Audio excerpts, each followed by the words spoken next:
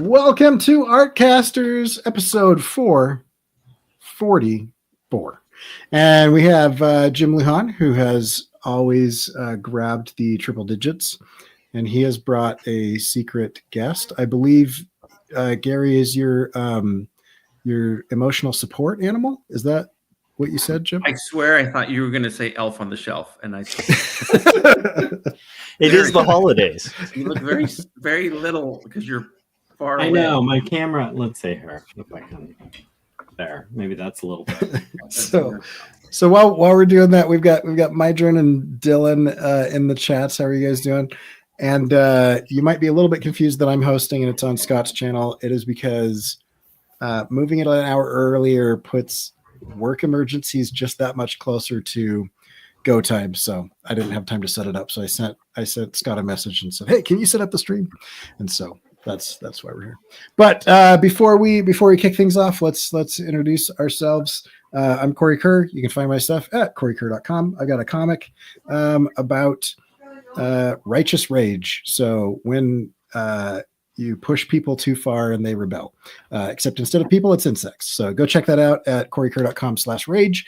And if you want to read a bunch of weird short stories about time not working correctly, you can go to coreykerr.com/book. Scott, where can we find your stuff?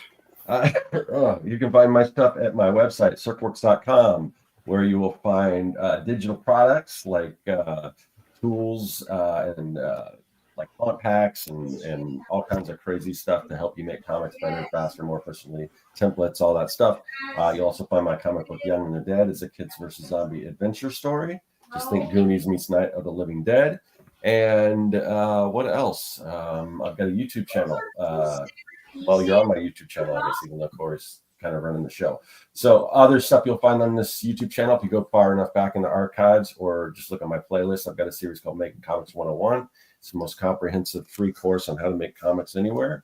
And more recently, I'm doing some cool stuff with nostalgia, taking old stuff that I remember from, being a Gen Xer growing up and kind of reinventing it, putting my own spin on it and recreating it. And if you want to see what that's all about, just check out some of my more recent videos. Cool. And Josh, where can we find your stuff? Yeah, you can find my stuff at joshuakemble.com or Joshua Kemble on YouTube or Joshua Kemble on all music streaming platforms. And also just check out Two Stories, which is a comic that tries to destigmatize hard conversations about mental illness. That's hand-lettered, hand-inked, and handed to you in print through Amazon. And then you can also get Jacob's Apartment at bookstores everywhere. And if you want to do a solid, since the holidays are coming up, there's going to be mentions of books here, indie books and indie animations and indie things. And one of the coolest things to get people for Christmas is independent books. Also, going to your library and requesting that the library carry said independent books like Jacob's Apartment would be good. Yeah. And did you know that you can gift Substack subscriptions? It's hard to say, but that's another thing that you can do is if you're looking to give somebody something for Christmas, you could go to coreykerr.com/rage, or Scott Cirkland has a Substack as well. And you could, do you have a paid option, Scott? I mean, I think you can pay, but there's nothing extra you get for paying. If you just want to be a mention, you're welcome. You get the warm and fuzzy feeling of supporting indie art. Mm-hmm. But regardless, if you join my Substack, every month I put out a Substack newsletter, and usually every time I do that, it has some freebie, digital product or something like that I give out for free. So it's Nice. A good thing to be on and to actually check those when you get them in your inbox.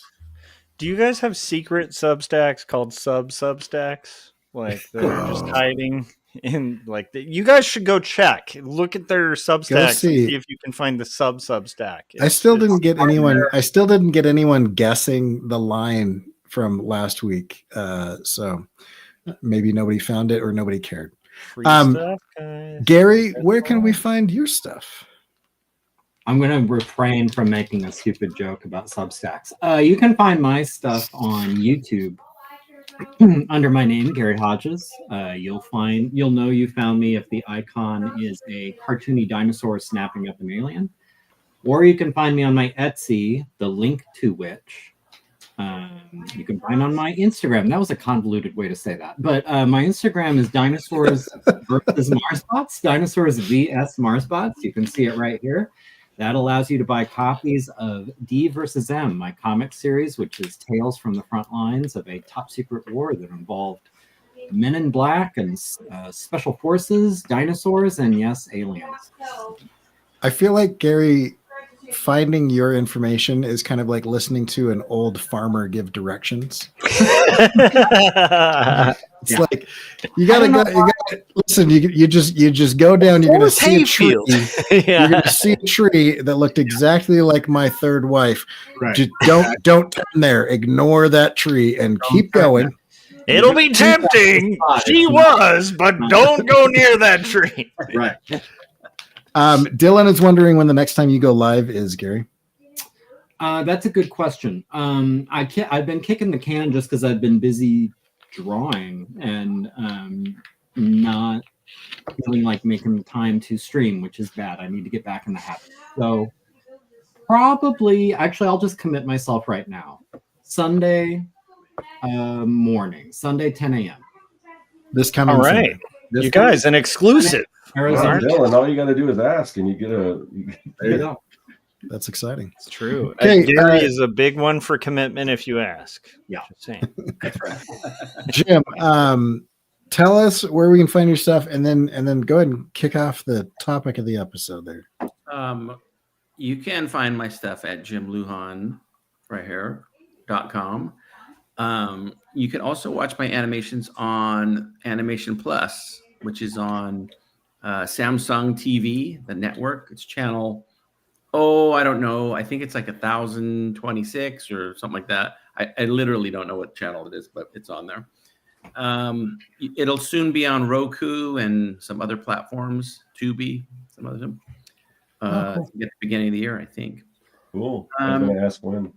What else? Oh, I wanted to say this. I wanted to say Scott Cirklin's secret Circworks Substack subscription.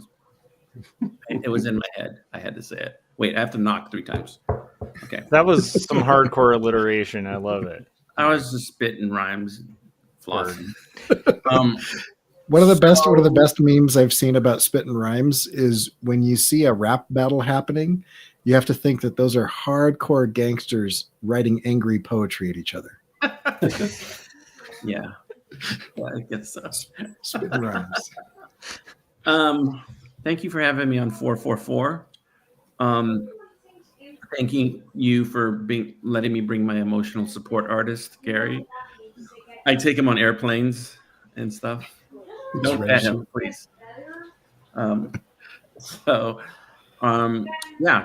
today's topic, as I kick it off, is organization. Because, as some of you know, I just finished a feature film called The Full Fungus. And when I finished the film, towards the end of it, when I was finishing the film, I had a really bad mishap with Final Cut Pro.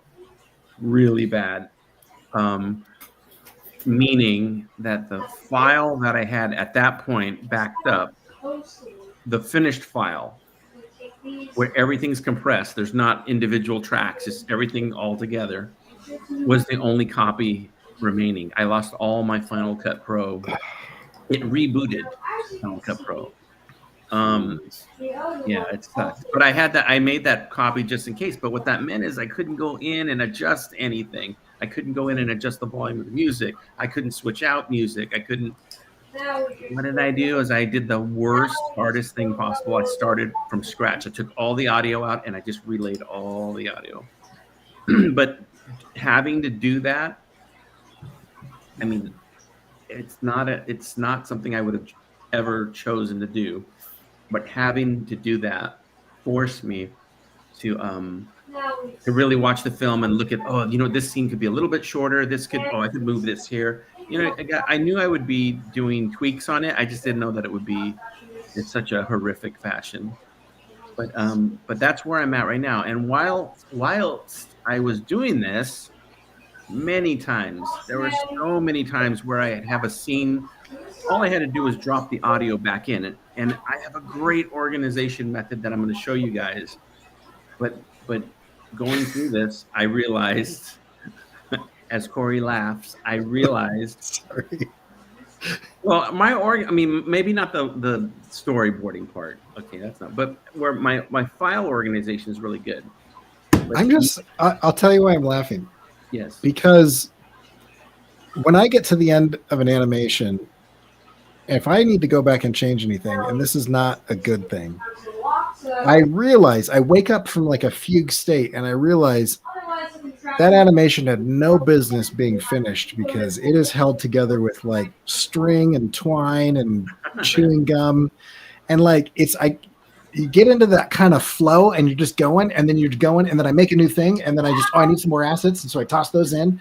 And so I'm dropping things in from like the desktop, from my downloads folder, like wherever. And then if I have to go back and change stuff, I realize, like I don't realize it at the time, I realize what a gigantic nightmare of an organizational mess I've made.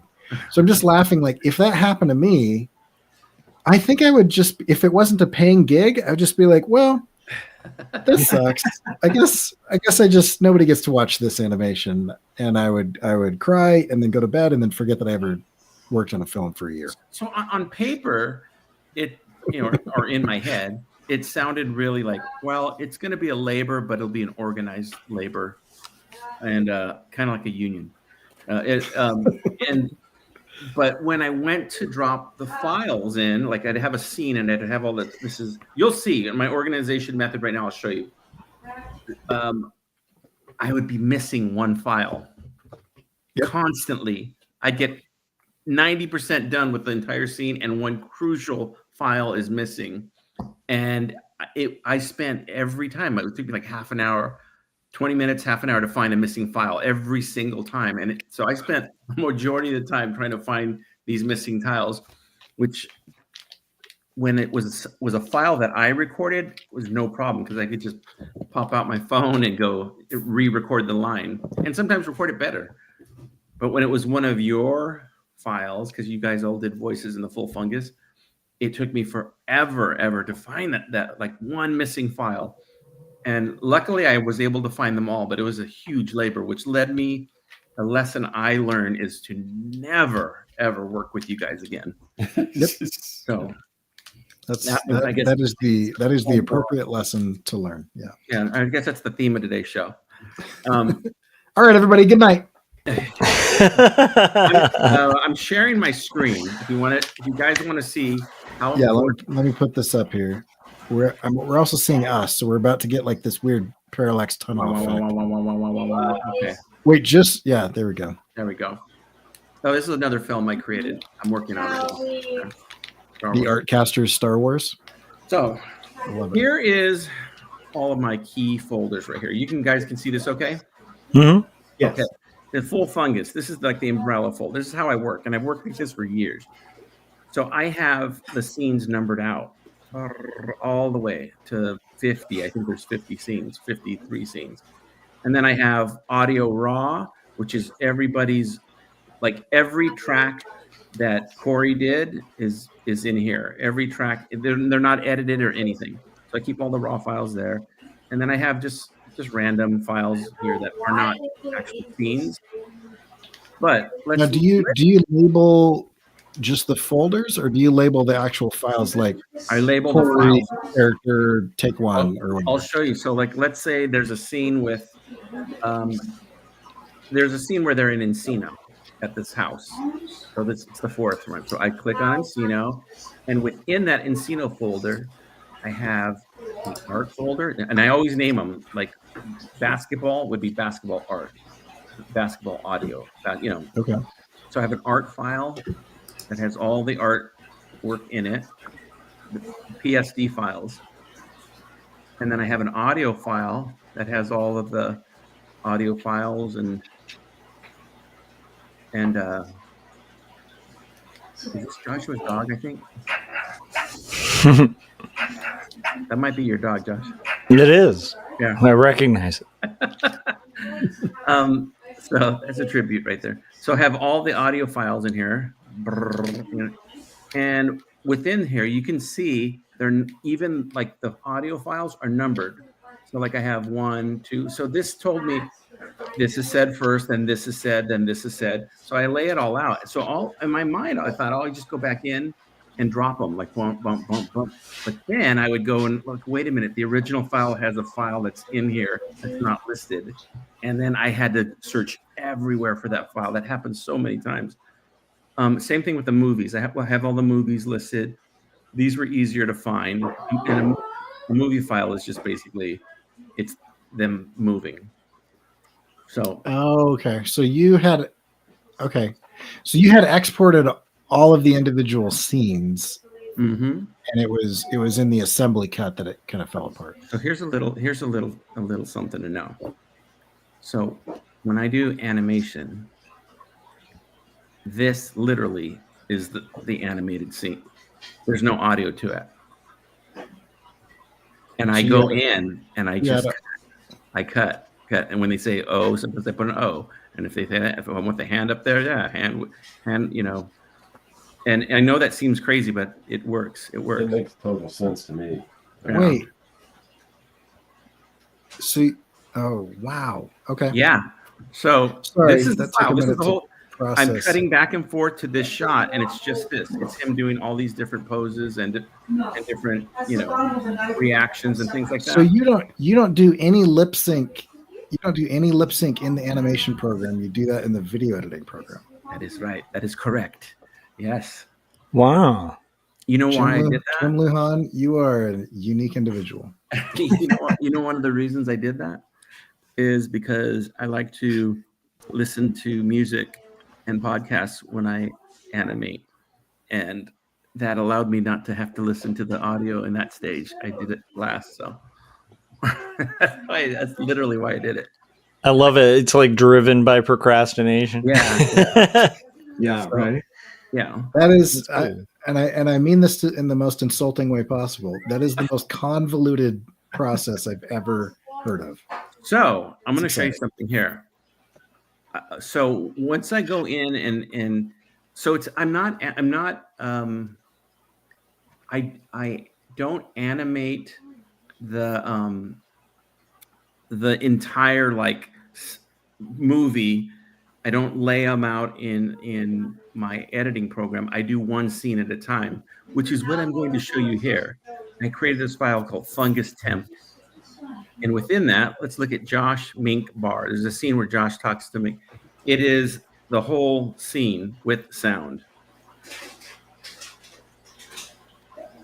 Excuse me. I hate to bug you, but I was just wondering, could you settle a bet? My friend and I were just wondering, are you Mink Fungus? Yeah. So this is a compiled scene, and I'll drop this scene into the master movie file. So it's kind of like the stages are, art, audio, and then the movies created the animation, and then that's taken to my editing program, and I do one scene at a time. Okay, can I just, for those that are having trouble following your process, I have an analogy. I want you to imagine a caterpillar builds a chrysalis and then realizes that he's outside of the chrysalis. So then he opens the chrysalis and gets inside of it, closes it, turns into a butterfly, then opens it again, flies out as a butterfly, and decides to build another chrysalis and get back inside of it to turn into a Jim Lujan cartoon. Yes, that's exactly Okay. right. To me, I mean, we're still talking about the lip sync, right? No, he renders it silent. He brings it into a video editing software, lip syncs it, renders it with sound, then brings it back into another timeline of the same video editing software for rendering it for some reason, and then edits it from there. So it's being rendered 3 times before he renders it the final time. So here, I love it. I love every minute of why it. Jim has a 24 terabyte hard drive back. that's another thing. 18 versions of the full fungus. Think about this. If you have a scene that has 3 shots, and you animate those 3 shots with lip sync, Yeah. and you have three files, Uh-huh. and you put those. You still have to make a scene with those 3 files. You know, Sure. you still have to go. All I'm doing is the same thing. It's just importing it with no sound. Right. with Yeah. Yeah. lip sync. I'm doing the But lip sync. then after you put sound to it, instead of just like cutting that up, you render that again. It's kind of like if Gary's working on Dinosaurs versus Mars bots, and he inks a page on paper and then scans it, like fully inked page, and then scans it and then draws over that with digital ink and then prints it out and hand letters the text. That's kind of what it sounds like to me. Josh, you are not a good lawyer. You're supposed to be objecting. And please don't take this as criticism. No, I'm not. It's just, it's So, very. Corey, I think very so. I entertaining. can see it. I will lawyer here. I see one advantage, which is anytime I have actually worked in like really short animations, I've never done like a long project, but I will say when stuff isn't rendered, it screws with the editing speed because like half the time you're waiting for things to render to be able to play back for cuts and stuff. So like having it pre-rendered, it's going to make it a smoother experience to cut. I don't know. That's my best attempt at defense. The part that I'm not in my own process, but in the explanation that I'm confused in is if I did the lip sync in that one stage early on, and I matched, which I used to, and rendered that, I'm still bringing it into the file to build a scene. Yeah, but you're rendering it 2 less times. I don't know which one of those is correct. I know what I do with my scenes when I'm doing a video, and I just started doing this because of what Josh was talking about.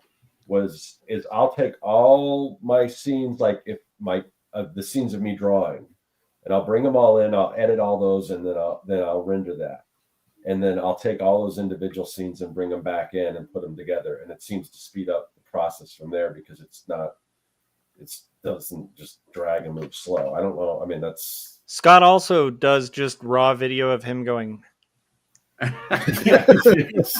then he backs and forwards it to. What I need to do is wear a mask. The part that Scott is leaving out is that he doesn't record his audio digitally. He records it to a cassette tape, and then digitizes the cassette tape, and then syncs that up to the video, which is why sometimes the speed is a little bit variable. It seems to shift.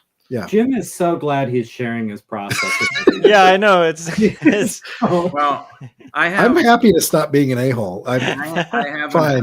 I have a major feature film that's #1 in theaters right now. truth. Well, I will say this, like, it doesn't matter how you do it because you did it. Like, like looking back, like who cares, man? You have a finished film. It's legit. That's awesome. Yeah, Most people, it works. It works for me, and I'm not even joking when I say that I hated rendering, like doing the lip sync so much. It was so boring because I couldn't listen to music and I couldn't listen to podcasts. I hated it so much that I was like, I'm going to try this. Let's see if I can do it. And it worked. I'm like, it looks. So is this the first film that you've done this process on? This is like the 6th film I've done. Okay. I've been doing That's this awesome. for a while. Yeah. That's I think it's kind of cool. Like to me, it's always interesting seeing how people kind of differentiate that stuff. The thing that sounds like a nightmare with file organization with animation is like you have audio files, you have video files, you have rendered video file, you have like a million different kinds of files that like are all linked, and so if everything isn't really like in one clear location, it could be like a nightmare, just like finding any stray thing that kind of got lost in the mix. That's crazy because like in general with like a comic or something, it's like you're usually working with one file format, and at most maybe you're saving old roughs or old versions of pages, but it's like you don't tend to lose like I don't know, like a layer of Photoshop or something, and have to like piece together 50 layers to make. I don't know if that makes sense. It's But just what if you took those 50 crazy. layers and then you smashed them together and dragged them into a new Photoshop file? Sorry. By the way, Corey never ever offends me. It's just whatever doesn't kill me makes me wronger. So Ooh, I like. Well, that. and I don't necessarily. This is just me reacting because it's so different the way I do it. But it's interesting and it works. There are some benefits to what you're doing because there's some encapsulation that's happening. Like had you done what is normally done, right? Where like my understanding of like most Adult Swim, style animation, Nickelodeon, those types of things, is they'll do like a radio play first. So they do an audio cut of all of the dialogue and sound effects and music, and then they animate over the top of that. And that's so what I used to do that too. Yeah, and that's cartoons. Yeah, and that's a normal way to do it. But had you done that, and that file corrupted, you would have lost the whole movie. Whereas you lost the assembly of the movie and some of the audio, rather than just having to be like, well, I have to animate everything all over again. You just have to piece it together because it was safe. Before Gary goes, I probably should, let me real quick. I want to say, like, tell everyone what happened with the file. So I, as usual, to make things easy on myself, midway through the project, switched to Final Cut Pro, which is always really smart to do. And it actually was really great. I was like, oh my God, I should have done this months ago. But I didn't realize Final Cut Pro does these render files in the background that you can't see or anything that take up huge amount, gigs and gigs and gigs and gigs. And you have to go in and delete them. I know this now, but I didn't know that then. And I was like, oh my God, this computer's almost brand new and it's almost full. I've made so many 20-minute cartoons in the past and it never filled this up. And I'm working on this one and it's like something, and then it wouldn't render. I would go to render a test version of the film, full film, and it would quit. It would just get stuck. And so I went on all the message boards. I went on and then I told me to delete those files, and I did, and then it would work for a little bit, and then it wouldn't work. And I just noticed it just kept filling up. Finally, I saw one that said, oh, the best way to get it is just to, when you get rid of those files and everything, you just reboot Final Cut Pro. And I thought, oh, great. Yeah, that sounds great. Oh, no. So I did. And then I was like, oh, it works great now. Hey, I have no projects. Oh, that's such a nightmare. So it wiped out like 5 Final Cut Pro projects I had. They're gone. But, and Corey, you know this, the way my mind works, the way I think, I don't care. It's like, I don't want to go back and mess with those old films anyways. And I have all the raw, material. So, but the one I was working on, I couldn't, I had a finished version of it, but it wasn't a finished version of it. It wasn't, I didn't get to go in and tweak stuff. So that's the version that you're seeing that you guys saw. It's pretty close to the one I have now. It's just the one I have now. I was able to set, like, there's some, I'll give you a specific example and then I'll hand it to Gary. There's a couple of scenes where I'm like, gosh, damn, the music is way too loud on this scene. Like, you can't hear the people talking. And I couldn't fix that. Well, now it's fixed. I also took the liberty of shortening some scenes, flipping some stuff around a little bit, redoing some of the handwritten titles in the film. I'm happier with them now. Little things that were bugging me. Like, I got rid of all of Corey's lines, and I just feel like it. So the film that you'll see, and actually good timing for the show, because I'm going to be done with it this weekend, which in like 2 days. Oh, amazing. I'll be done with it. Yeah, because today I did the final like reassembly. So now it's just, I'm going to drop a couple of new pieces of music in there and it's done. So, are you going to be dropping it on Animation Plus, or are you going to be releasing it on your YouTube, or you haven't? I don't know yet. Okay. Yeah, you're going to submit to festivals for a while. Well, I already did, and it got into one. Oh, good. All right. But I would like very much to play it on Animation Plus, very much so. I'm talking to them about that, and then I don't know anything about like getting this thing with distribute. This is another thing that you guys know about me. It's like I create these things, like I pull the pin on the grenade and I just run away and go. Yeah. Like where's the next grenade? You know, so I have no idea. I just wanted to do this. I'm very happy with the film, and looking back, I'm really happy. Like it was a joy to work on. I never got sick of working on this film.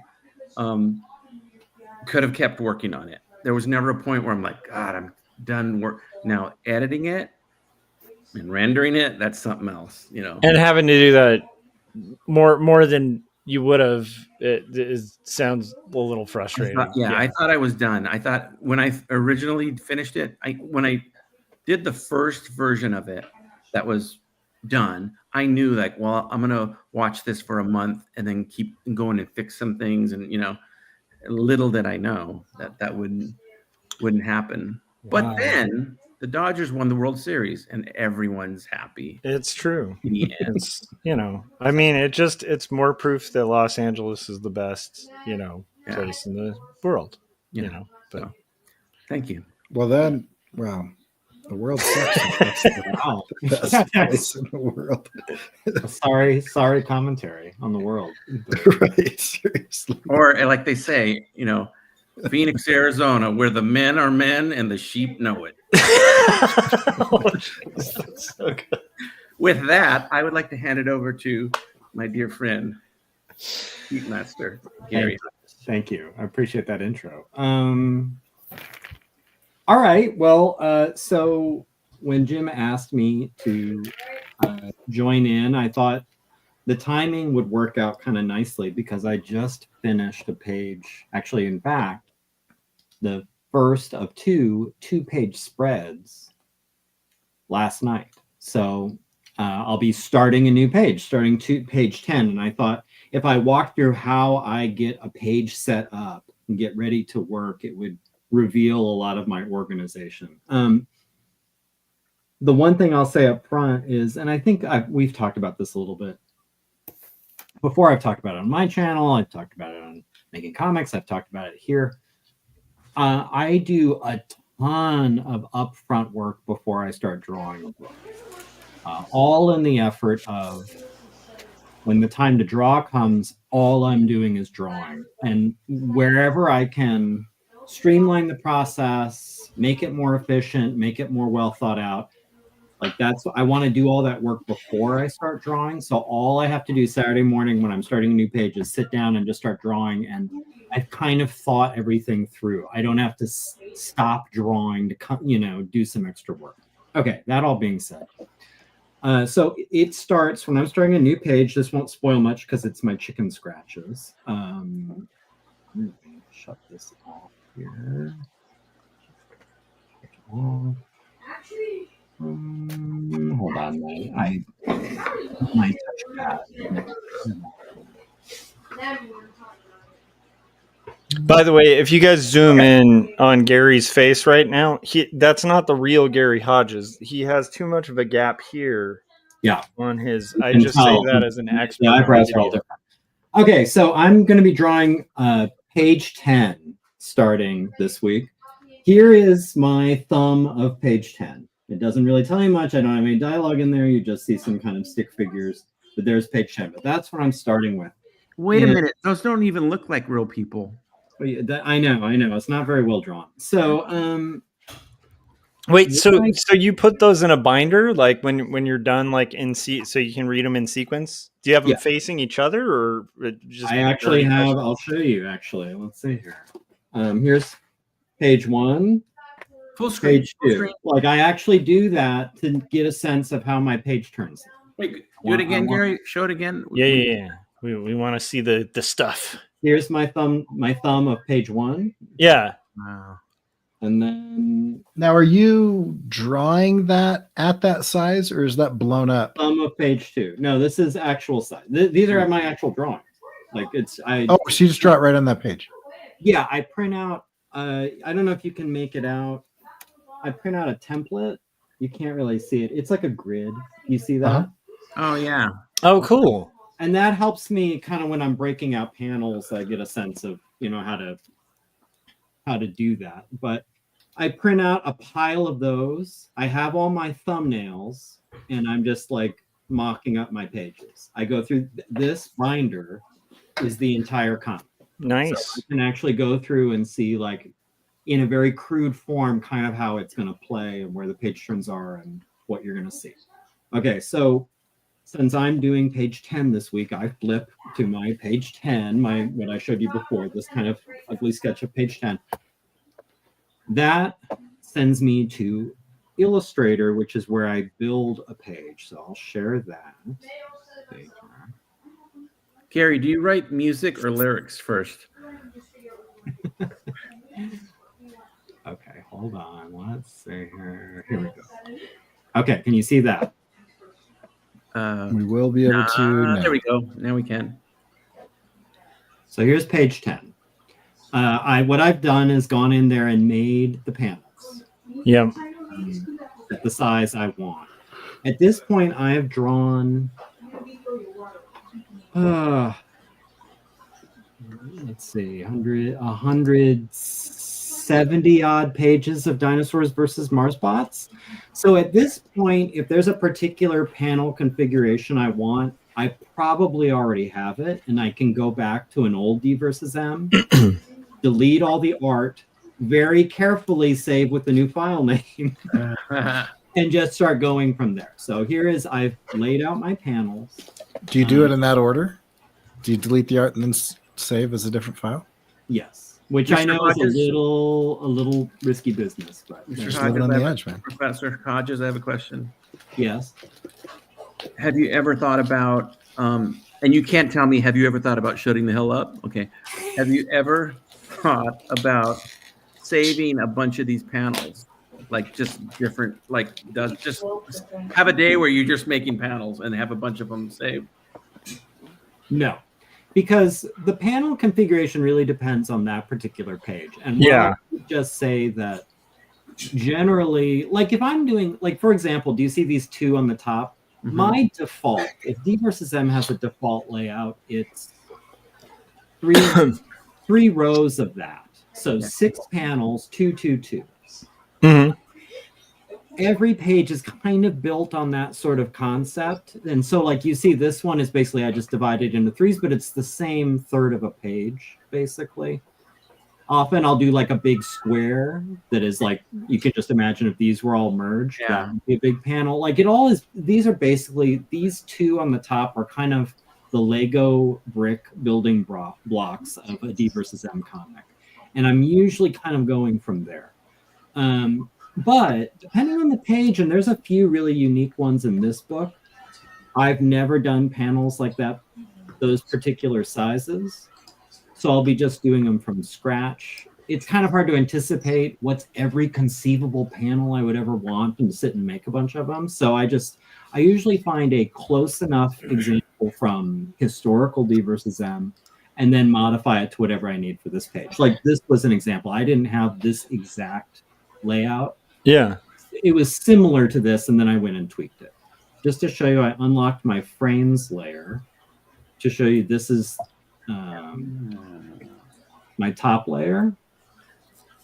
And these are just unshaded borders. These are the borders for the that's kind of a cool idea. I never thought to mask off the yes, the edges. and that is cut a process. It's an efficiency move where now I can lock this layer with page number updated. All my drawing will be underneath it. I don't have to worry about where the panel borders are. It'll all like it's masking everything outside every panel. Yeah, I think Clip Studio has that built in, even though there's so many things that Clip Studio does that I don't take advantage of. Like there's a thing where if you draw over a line, like if you need to make like a line and it goes through a line, anything that goes outside that line, I think you can just click on and delete it. It's got all kinds of crazy features in it. But I love that. See, and I'm most at home. I can't do everything in Illustrator, but I'm most at home in Illustrator. So I think probably like all of us, like I make Illustrator work for my process. I'm sure there are probably better or different programs, but it's like I'm comfortable in Illustrator, so this is easier for me than learning something else. So now I've got my page set up. The next thing I could do is, and I'm going to share a different screen here. I go into my Excel spreadsheet, as most artists do.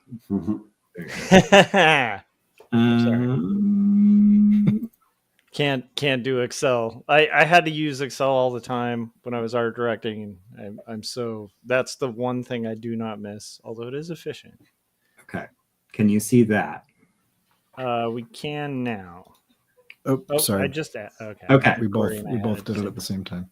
This Excel spreadsheet is, so you see here we've got 1, 2, 3, 4. These are the pages. These numbers right here, panel number 1, 2. This is D versus M number 4, 2001. All 271 panels of it. That is wildly efficient. Jeez. Yes. Yeah. So each one of these is basically, it's enough for me to know what we're going to see in that panel. And if there's dialogue, who's saying something and what they're saying. To the right here, this is like my quick color-coded who's in this panel. So I just remember who am I drawing? Which characters am I drawing? Am I drawing a dinosaur? Am I drawing an alien? Am I drawing a spaceship? Am I what do I have to draw in this panel? It just lets me really quickly, like on Saturday morning, look and say, like, what am I in for on this page? You know, like, what am I drawing? So what I do is I go in here. So in this case, we're doing page 10. So there's my 2-page spread that I just finished. Here's page 10. Color coding, it all means something. I won't bore you with the details, but I am a color code Excel nut where I want it all to make sense visually to me. I go in, so each one of these represents a panel on this page. There are 6 panels on page 10, 6 cells. In this, we have the dialogue. What I do, now let's go. Real quick, sorry, Gary. So this process, is this done before your panel layout or after? Like the thing you showed us previously with the Adobe where you're laying out the panel. That's a good question. Yeah. Wait, now I don't know if I'm understanding your question. Let me know if I'm answering the wrong question. I can make the spreadsheet as soon as I know my panel breakdown. As soon as I know which panels are in the book. Once I make this, I don't have this yet. The pages are the left, right. Because I don't know how many panels I want on a page, and I don't know where my page turns are. Perfect. Okay. So I will list all my panels in this middle fat column. Then I'll go through and say, like, all right, this is a whole page. This is a 2-page spread. I think I can cram like maybe 9 panels in this page. So let's see. Like, and I'm going through and I'm carving this into, this is a page, this is a page, this is a page. Okay, so wait, real quick for clarification. You might have just said this. Yeah. This is done after you do the thumbnail sketches? Or this after is done thumbnail, but before I do this. This so guy you right have here. Because I don't know my page layouts yet. Got it. So you got like your thumbnail to kind of start eyeballing it out and feeling it out. First, your script. First, the you script. got your thumbnails to kind of feel it out visually, and then you break your script down into every panel you need in the script. Yes. And then you do a rough, like a rough that's basically for. Then I start looking at this list of panels and figure out like how am I carving pages out of this. That's really smart. I like the idea of. It's just a really unique idea. It's kind of, it's interesting. I'm calling dibs on going next because I think we have similar processes. But it's interesting. I do a lot of the same things, just in very different ways, but serving the same function. But I never thought to do breaking down by panel before you break the panels to the page, which I think is actually pretty intelligent. Yeah, I never thought to do that. And plus, then when I'm looking at that spreadsheet, and I'm going to be switching back to Illustrator now, but when I'm looking at that spreadsheet, it allows me to see what dialogue is in each panel. And if I've got a lot of dialogue, that informs me like, okay, I need a big panel for that. You know? Gary, Dylan what said point- Gary is a nerd. Just kidding. No, I have to say, like, the efficiency of that is mind blowing. Anyone who's I hope you guys are interested in this. This is the kind of shop talk that to me is the geekiest, most fun thing to get into. And like yeah. I said, it's all in the endeavor of Saturday morning sitting down like I'm ready to draw. Yeah, like I've thought it all through. So and it allows me to put on music or put on a podcast or put on Josh streaming or something and just sit and draw, and I don't have to stop and be like, oh wait a minute, I got to figure out, like, all the hard intellectual heavy lifting's been done. Gary, at what point do you run the TPS reports? That's coming. Okay, so let's go back to Illustrator. Wait, by the way, Gary, I want to just interject this really quick. We've had this conversation between me and you. Bless you. But I think this is fascinating. I told Gary a story about I had a friend. We used to play Star Wars figures together. That was our play date. Yeah. And he was so organized with his Star Wars figures.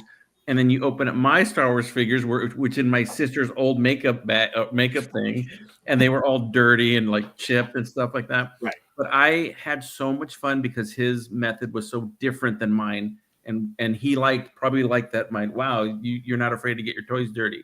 No, he didn't like that. If he's like me, he didn't like that. Yeah, I was gonna say for an organizer, horrified, and he still thinks about, like, remember how he just had all his figures in like a hobo bag? It was just like weird. His sister's caboodle. It was a sister's makeup. It was a makeup, like a luggage bag, like a little. Yeah. No, it's called a caboodle. Is it a caboodle? Yeah. With a little latch on it and stuff? Nice. Yep. Yeah, it had a mirror, a tackle box. It had a Coke mirror on it and everything. It was great. Yeah, you carried your soldiers in a makeup caboodle. It's great. I love it. They were soldiers of love. That's right. Don't ask, don't tell. Okay, Gary, go ahead. Romantic. Okay, let's switch back to Illustrator, and then I'll pull this. That'll get us the rest of the way. So so now I've gone into my Excel and I found all my dialogue. And what I do is I'm copying and pasting in the dialogue into whatever panel it's going to live in. I'm not going to make you watch me copy and paste, so I already did that. So here's all the dialogue for this page. Usually I don't color code it like this, but this is just to remind me, like, who's talking. There's two people talking, and I'm just keeping it like, okay, one person is black, the other person's red. And are you like, are you using paragraph styles or character styles to do your dialogue, or when I'm not sure if I understand the question. Do you know what character styles are or paragraph styles? Are you asking me?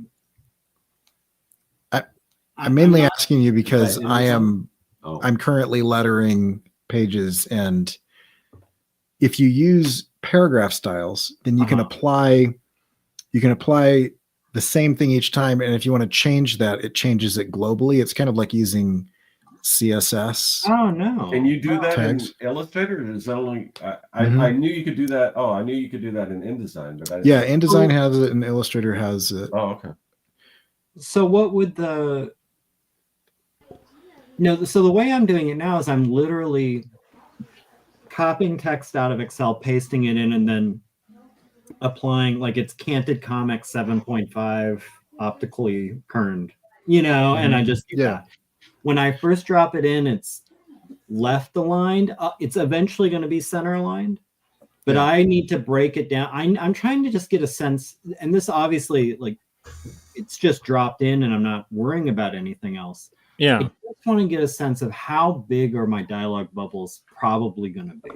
It's so this is so surreal to kind of see, because I've arrived at a very similar order to kind of the setup of things for years of just experimenting with the medium. But it's like, I find that what you're doing, putting type in before you're putting the images, it's so smart because it saves you so much drawing time. So much time. Well, you learn that quickly, because if you do it if you leave the dialogue for last, you'll end up drawing shit that you're going to put dialogue over anyway. Yeah. What first graphic novel Yeah. All the dialogue bubbles were separate and applied later. Yeah. After 124 of those, I switched methods, You learn. and it goes so much quicker, less drawing time. Yeah, it's great. Well, and I remember once, I think it was the last one. It was the third D versus M, 1979. When I was in the, it was completely drawn. I hadn't submitted it to print yet, and I was floating around saying, like, just look for errors. You know, I was showing it to some people. It's like, see anything that you think doesn't work. And Mary had a note. She's like, I think this panel would look better if you moved this dialogue bubble from here to here. And I was like, you're right. It would look better. I'm sad I didn't think of that. But if I move this dialogue bubble, there's nothing behind that. Yeah. Well, I would say, you know, like, and I'm done drawing. Like the Yeah. drawing is done. So like now, like I Question. no, but I'm not Question changing. for Gary and Josh. Have you ever had to get rid of dialogue when you've typed it out on a page? You're like, oh my God, this is too much for this. Yes, all the time. Always, yeah. This Especially for actually- dialogue in particular, like captions are easier to predict, but dialogue balloons like are so fickle with what they can. And also, if you're a nerd, and I know Gary is with this, we've all done graphic design, so we are not the type to be like, I'll just make the type smaller. It's like, no. My typeface is going to be consistent Yes. all throughout, you know, Yeah. and so that means sometimes stuff has to get cut, especially if I didn't anticipate Right. particularly, This- which is why this is good. genius. This But- is going to often curl said- Josh's hair a little bit, but I'll fudge the tracking and the leading sometimes. Oh no. Oh no. No. Not to Just kern, Corey, not to kern, just to fit it in. Corey Just a Kern. little. Just a Outrageous. little. Outrageous. Next thing you know, you're going to talk about just for fun. I leave like little orphans of type and little widows there, just every once in a while, just for yeah. fun. I actually think in a round speech bubble, the occasional orphan works really well. No, no. I can't handle this. I'm locking off. That's No. heresy. Next, you'll be animating without doing the lip sync. Yeah, that's true. That's true. You won't be a purist with the lip sync. All of my characters just have something covering their mouth all the time.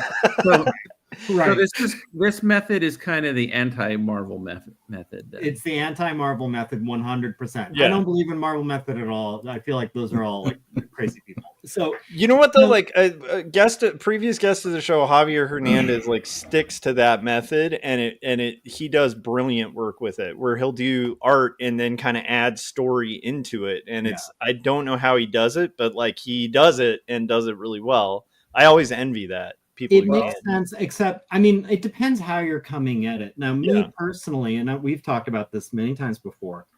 Every D versus M starts as a script, Yeah. like a movie screenplay. So if you're working from a script, to me, Marvel method, you've already closed off that opportunity. Like now you're working from the written word as opposed to whatever looks cool drawing. Yeah, you can do the other Marvel method, which is like Gary writes the script, I take it and go Excelsior in like a couple of the different sections. Exactly. And then you write the letters column and claim it. Exactly. So I will say, just again to Jim's question, something I've talked about with the Making Comics guys a few times. This is generally where the final revision of the script will happen. Yeah. Because of what you're talking, like you'll put it on there and either maybe it's too many words, maybe you'll think of a better way to say something, but usually it's an aesthetic choice where I need to break this into a nice column or something that makes a nice circle and it doesn't break well. Like, and I don't want weird orphans and I don't want strange line breaks and I don't want one line all the way across. So I got to rewrite this so it'll work in the way that I think aesthetically works. So I do this. Now I don't worry about where this is going yet because I don't know. Now I got to think about, all right, so now we can finally get to art. So for example, let's talk about panel 38 because I have my panels numbered. Panel 38 is the third panel on this page. It's this big middle one right here.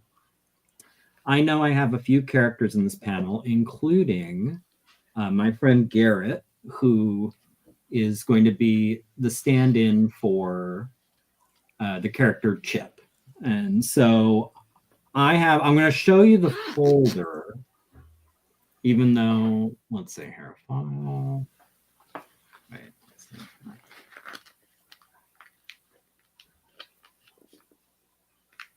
Place. All right. So now you can see can you see that window? Is that?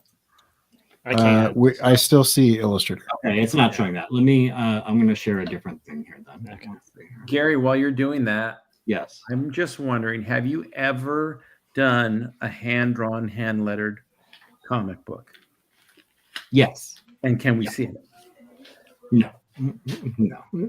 Yeah, I was in high school. It's totally inappropriate and stupid. And it was a friend and I we would do comics back and forth at each other. Okay, it's one of those. Oh, like Equally, Gary, there's comics. Poetry.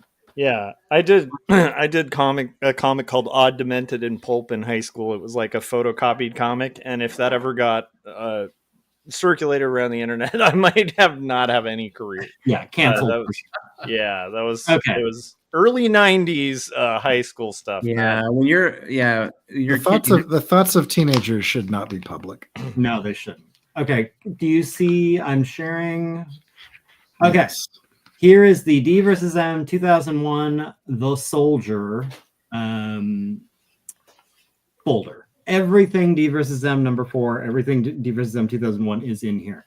You can see how I've got my stuff organized. Panel you have like assets like organized. Wow. Yeah, like so if I know like oh gosh, this week I got to draw the sleeping bags. I got a sleeping bag reference. This is like workplace level organization. Like, yeah, it's pretty dialed in. So now I've placed my dialogue. Now I got to start gathering my assets. Like, what do I want to start looking at for drawing? So panel refs, I go to whatever panel, 38. And these are all the images that I thought might be handy when drawing panel 38. I mean, are you horrified yet? No, this is really similar in the basket. So similar to what I'm doing. Is it? Okay. So yeah, well, it's eerily similar. Except mine's like the same, except imagine that it's being organized by like a squirrel that got into a bag of cocaine. So it's there's like a lot of those elements there, but it's kind of crazy. Gary, yeah, I'm in a kind of similar boat where mine's a little more haphazard, but very similar. Gary, this is the last time. Switch back to Illustrator, and I'll show you what that ends up looking. Gary, did you hear my question? I asked Illustrator's gone. You got to reshare. Yeah. Gary, what does it put the lotion in the basket? Oh no! Oh god! All right. I just rewatched that movie like 2 days ago. My wife and sister and I watched it, and I forgot how disturbing Buffalo Bill is. Like, it's like you kind of remember forever, but then you re-see it, and you're like, that was extra disturbing. Yeah, it's a great holiday film. Yeah, it is. Okay, so I went in. Let's pretend I went in and I found the references of the character Chip I wanted. So we have my friend Garrett pretending to be eating a granola bar or something, reading something. All right. Now, obviously, Garrett is not dressed like a special forces soldier in the woods. So, in addition, I went into other parts where it's like character refs, and there's a folder called Chip's coat.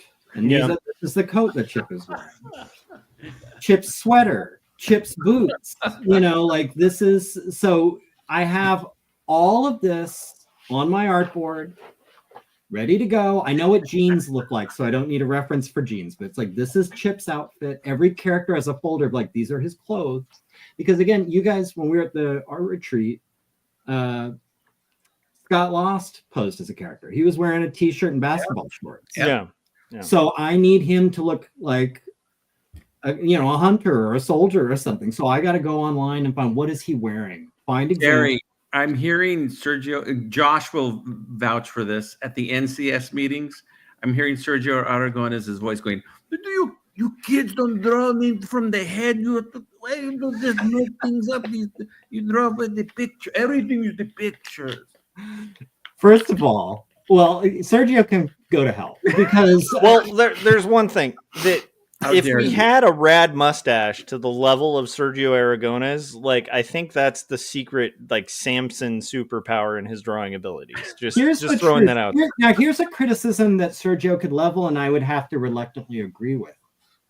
Drawing the character Chip from what I have here, these clothes references, and then Garrett sitting there, is probably more difficult than just doing it from my imagination. Oh, yeah, because yeah. to have to figure out how that jacket will look on that guy there is hard. And figure out how those boots will look on his feet there is hard, and it takes time. You really need to spend time with what we used to talk about is like your ability to visualize a 3D object, how to turn a jacket around, how to turn some boots around, how to turn, and figure out like how would that look on him and draw that. In the finished product, you can tell the work you put into it. I've always said that. This is the exact process I would expect from someone who is drawing all of this comic in vector. Well, yeah, maybe that's part. That is the least. It's the least surprising process reveal ever because it's Which, by the way, and this is the postscript. So basically, for this, I will do this for every panel. I'll drag in all the stuff I'm going to need. Yeah, and then I start drawing. Yeah, and it really talking about it makes it go slow. I would have had all of this set up and ready to go in a half hour. And I'd be drawing Saturday morning. Yeah. And I would get, and because again, everything has been thought out. All I'm doing is I know exactly what I'm drawing. It takes a long time and it's tedious, but I have everything I need. And there's never, sometimes if I happen to have a life reference as opposed to a digital picture, like for example, one of the characters is wearing this cowboy hat. So I have it right here next to my desk, whenever I need to look at, how do you draw that again? I can look at it. So that's why that's there. It's not for any other purpose. Just the whole idea, again, just re-emphasizing this, is when I'm sitting down and drawing, there is no reason for me to leave this chair. Yes. Everything I need is either in a file somewhere where I know how to find it, or right here in arm's reach where I can take it and look at it and say, what does this thing look like, and draw it. That's perfect. It's all about being super efficient the day of drawing. And that means months of planning, literally months of planning to get all my ducks in a row. So it's part of the process. For example, when I'm at the drawing stage, Gary, I like to I'll go to a coffee shop and bury myself in a corner and work on the iPad and listen to stuff. It's like therapeutic.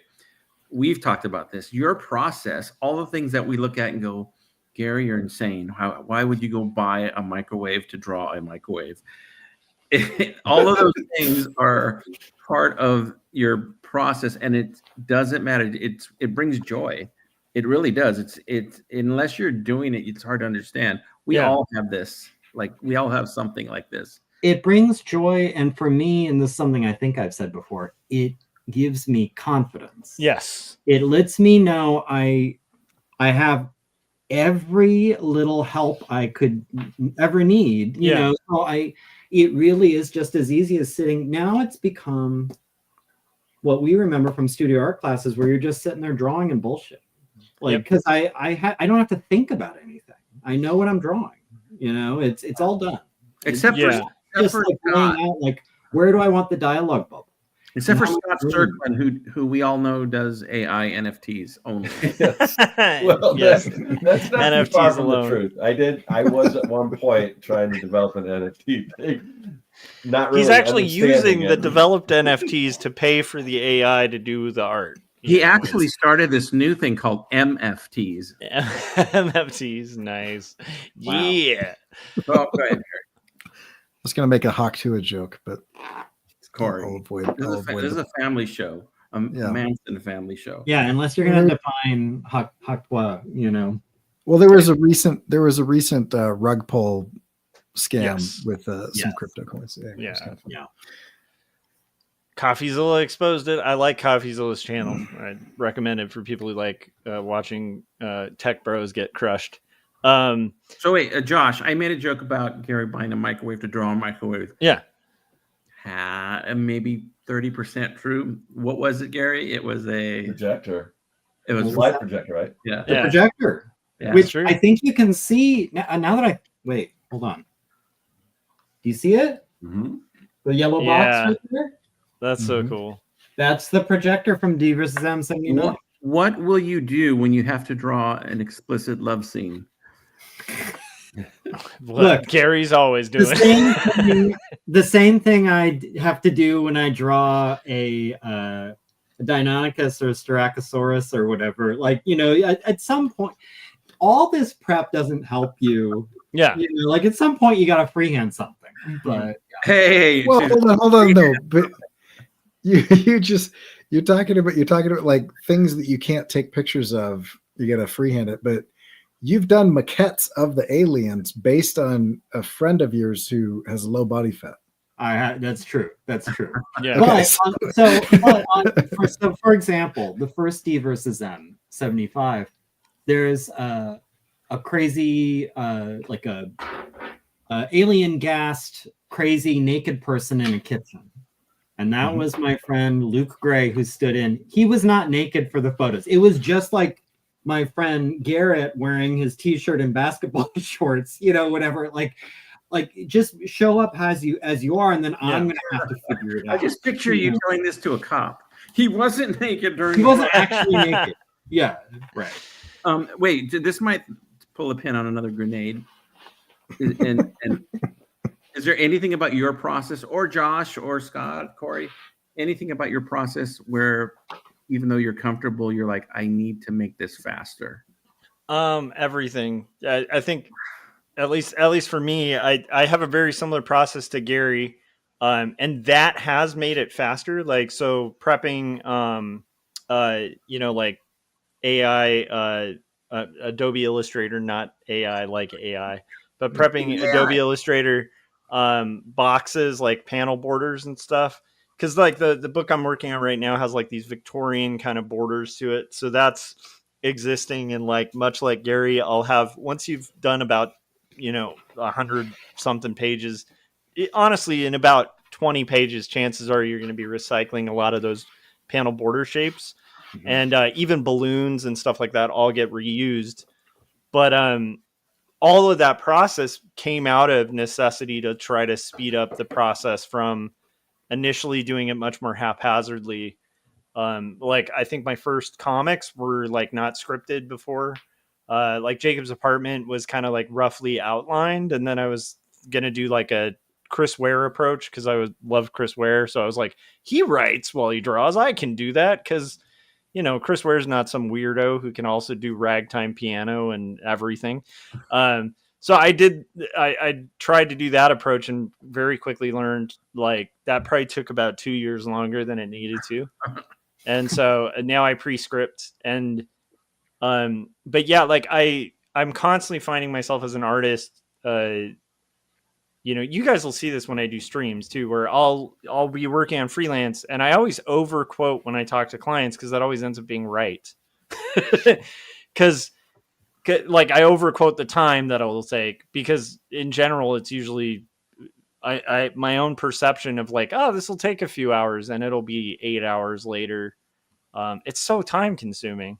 So like the things I'd like to be able to streamline would be just being a million times faster if I could, but I don't want to sacrifice quality. I think Gary and I have really similar like aesthetics in the sense of like our taste for like what we're looking for a final product. And we both do a lot of photo referenced art too. So there's, but making all that preparation is great in the sense of if you're trying to work somewhat realistically with figures and stuff, having the actual thing, like in my ideal world, I think Gary's in the same boat here. In my ideal world, the coolest thing would be to be like a billionaire and just have people model like as I'm drawing. That would be the gold right there. Like if I well, or to have the budget, have an island. like have my own island and yeah, for sure. No, or to have the budget to costume them like your characters. Yeah. But then even then it's not going to work. Like, for example, almost everyone, Scott Lost didn't need it, and my friend Garrett didn't need it, but everyone else in the story, like they're younger and buffer, than they are in real life. So there's I actually specifically requested that. Yeah, I said, Gary, you got to take these guns down because they're just so big. Yeah. I was like, I don't want to make Scott look bad. It's like this pro wrestler build of mine. Gary, I can't wait for DVSM 2012 Younger and Buffer. It's gonna be so good. To answer your question, if there are places to speed it, I think because of all the pre-work I do, the actual drawing of pages, I believe, especially like given like what I end up with, I think it's pretty efficient. I think I end up with a good result in not as much time as people might suspect. Like, given that I have a day job and I have a social life, and I don't spend 80 hours a week drawing comics. Yeah. If there was a place to save time, it would be in the in-between. As people who have stayed with Beaver Zim for a while know, a book comes out and it's a year before I start drawing a new one. Partly because I take a few months off, but the rest of it is like planning to draw the next one. Like, to do everything I just showed you, that's so gathering assets, thinking it through, planning out the pages. That's where it's months. Revising scripts too, organized. So when I am drawing, it actually goes pretty fast. So that's where, and I did end up saving some of that time this year because we had the Crestline retreat. I was going to photograph Josh and Scott Lost. To do that, I needed to know my panels because I needed to know what kind of views do I need of these guys? Like, what kind of faces am I looking for or whatever? What do I need? Do I need them far or close, or what do I need? That forced me to really grind out those thumbs so I'd be ready for the trip. Because if I wasn't ready, it was going to be unnecessary trips to California later. Yeah. Get those photos. And that. So we have to remember this to get Gary to come to California more often. We need to botch if he needs more photos. Yeah, you need to blow. I need to blow my screw photos. It up so he keeps coming back. So it showed me that I ended up getting ready to do photo reference about a month earlier than I expected to hit the Crestline retreat, which showed me, okay, so I could actually do that whole thing a lot faster. Mm-hmm. That was, now the downside is, well, there's no real downside. It meant like 6 weeks of really, like, every time I had time, pushing really hard to get prepped. So the downside is the world lost out on Gary and Corey's Tears of the Kingdom playthrough. Yes. Yes. Exactly. I didn't play any Tears of the Kingdom. Yeah. Right. So Gary, it's interesting to me because like Two Stories Book 2, I have all roughed out, like all the roughs, all the thumbnails. I did it all in one pass. Yeah. And in a weird way, I feel like really confident about whenever I make time, whenever I finish this book, I'm going to be able to hit the ground running because all the prep work's there. Yeah. Everything I need is done. It's just drawing. However, the one I'm in the middle of is like I'm doing chunks of roughs, and then it's kind of being put together as I go, right? So a lot of those assets are being gathered. Because you were saying that kind of helped streamline the process. Do you feel like what happens if you have one of those like bright moments though? Like because like one of my favorite things that I'm not probably going to get with Two Stories Book 2 that I have with this is these last minute, like, no, wait a minute. I'm actually going to go this route with these, and that's like I can do more on the ground changes. And that's what I'm getting. That's what I'm getting a lot of, because I kind of want to I kind of want to contrast what Gary's saying, but I'm getting a lot of that because I have almost no planning. Yeah. Anyway, it's interesting. So Corey. I can say that happens. So I know what you're saying. Like you have a different idea for a panel or a page, even. We're like, oh, what if it's like this instead? Yeah, and time to sit with it, right? Because Right. the time that I'm drawing a page, I'm eager to get to like the thumbnails and stuff. And then Jim gave me really great advice that helped me speed up my process too, which was like to do kind of switch it up. So every once in a while, instead of doing like five thumbnails, five, I'll switch it up and be like, I'm gonna do 20 roughs. Yeah. And then I'll allow myself to get to the pages. And then the next time, maybe I'll just do one rough, one page, just to keep it interesting. Sure. But in that process, when you're drawing the page, you can have moments of that I didn't have with two stories where that all happens at the beginning with the thumbnailing stage. And I don't get that like extra, 16 hours of like poring over one page and going, actually, this might be a better idea. Does that make sense? To clarify? No, totally. Okay. And it does happen. I would say that fortunately, I think because my process is so,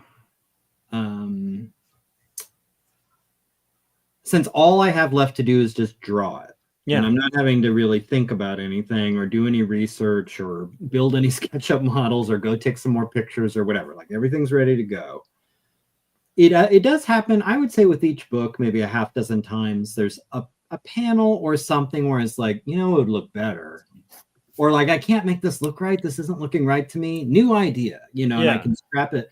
Because I did build in so much prep to make it efficient, that I have the room. Like I have the time budget. Okay. If it's like, well, I was going to finish this page Wednesday or Thursday night, now it'll be Friday night. But I can do it. I can squeeze it in. And what's often happening, not just that like, oh, I have a better idea.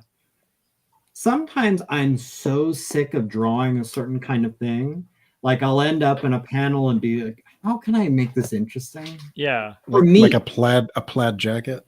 Oh, or something. Or like maybe rather than show this character the way I imagine, let's hyper zoom on what their hands are doing. Yeah. Or let's hyper zoom on I'm gonna break the thing that I can't do much about, and I think Jim and I talked about this once, because the page turns are really a big part of the clock work of the book. Mm-hmm. So what I wouldn't be able to do is I'm going to add another page here. That would break the whole thing. Like if I was going to do that, I'd actually have to add multiple pages so my page turns can stay the same. That's something to consider too. If you guys are out there, with a book, generally, if you're adding a page, now you're adding 4 pages. Like you have to add 4 pages every, So if you care about that, if that's something you think about, which I do a lot, and I spend a lot of time thinking about it, you can break the whole thing. And it's something that I don't hear many people ask this, but for example, I'm expecting a thing I kickstarted or contributed to on Kickstarter. It's a collection of all the G.I. Joe comics in big tomes. And as a big old school G.I. Joe fan, one thing I'm very curious about, because I've seen they've opened the books and they've shown like, look at these pages. And the comics are all running, just page to page to page.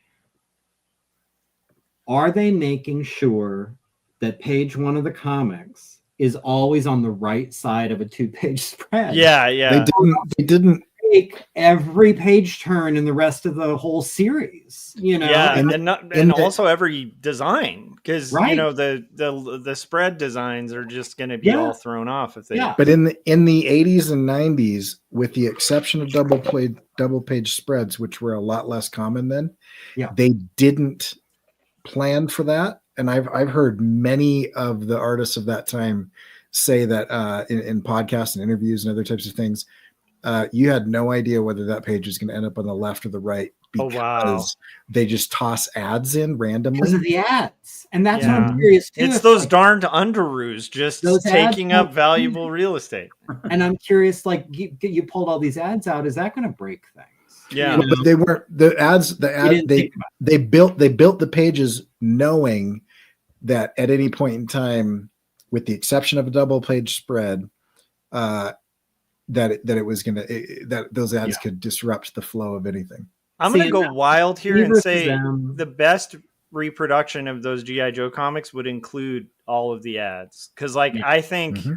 that era of comic, I want to see the ads. I Oh, want to cool. Dude, and if see. you don't have ads in Yeah. GI Joe, you don't understand what GI Joe was itself. It is an ad. It's an Yeah. ad within it. It's a Russian doll of ads. Yeah. But Right? Yeah. no, so that's the thing with Divas Them. So yeah, Yeah. I can't add a page. I can't delete a page. Yeah, but I and if I distill it down, think almost back to the Excel document. Mhm. Every page needs to have the information that's in that Excel document for that. Yes. So it's like this character says this character responds with this, and then this happens. That still has to happen on that page, but how it happens is kind of not important. Yeah. Like if I have a better idea the week of, I guess I could draw something different. And like I said, because I'm pretty efficient, that allows me the room to improvise. I love it. So Here's- it's worked out so far. Question.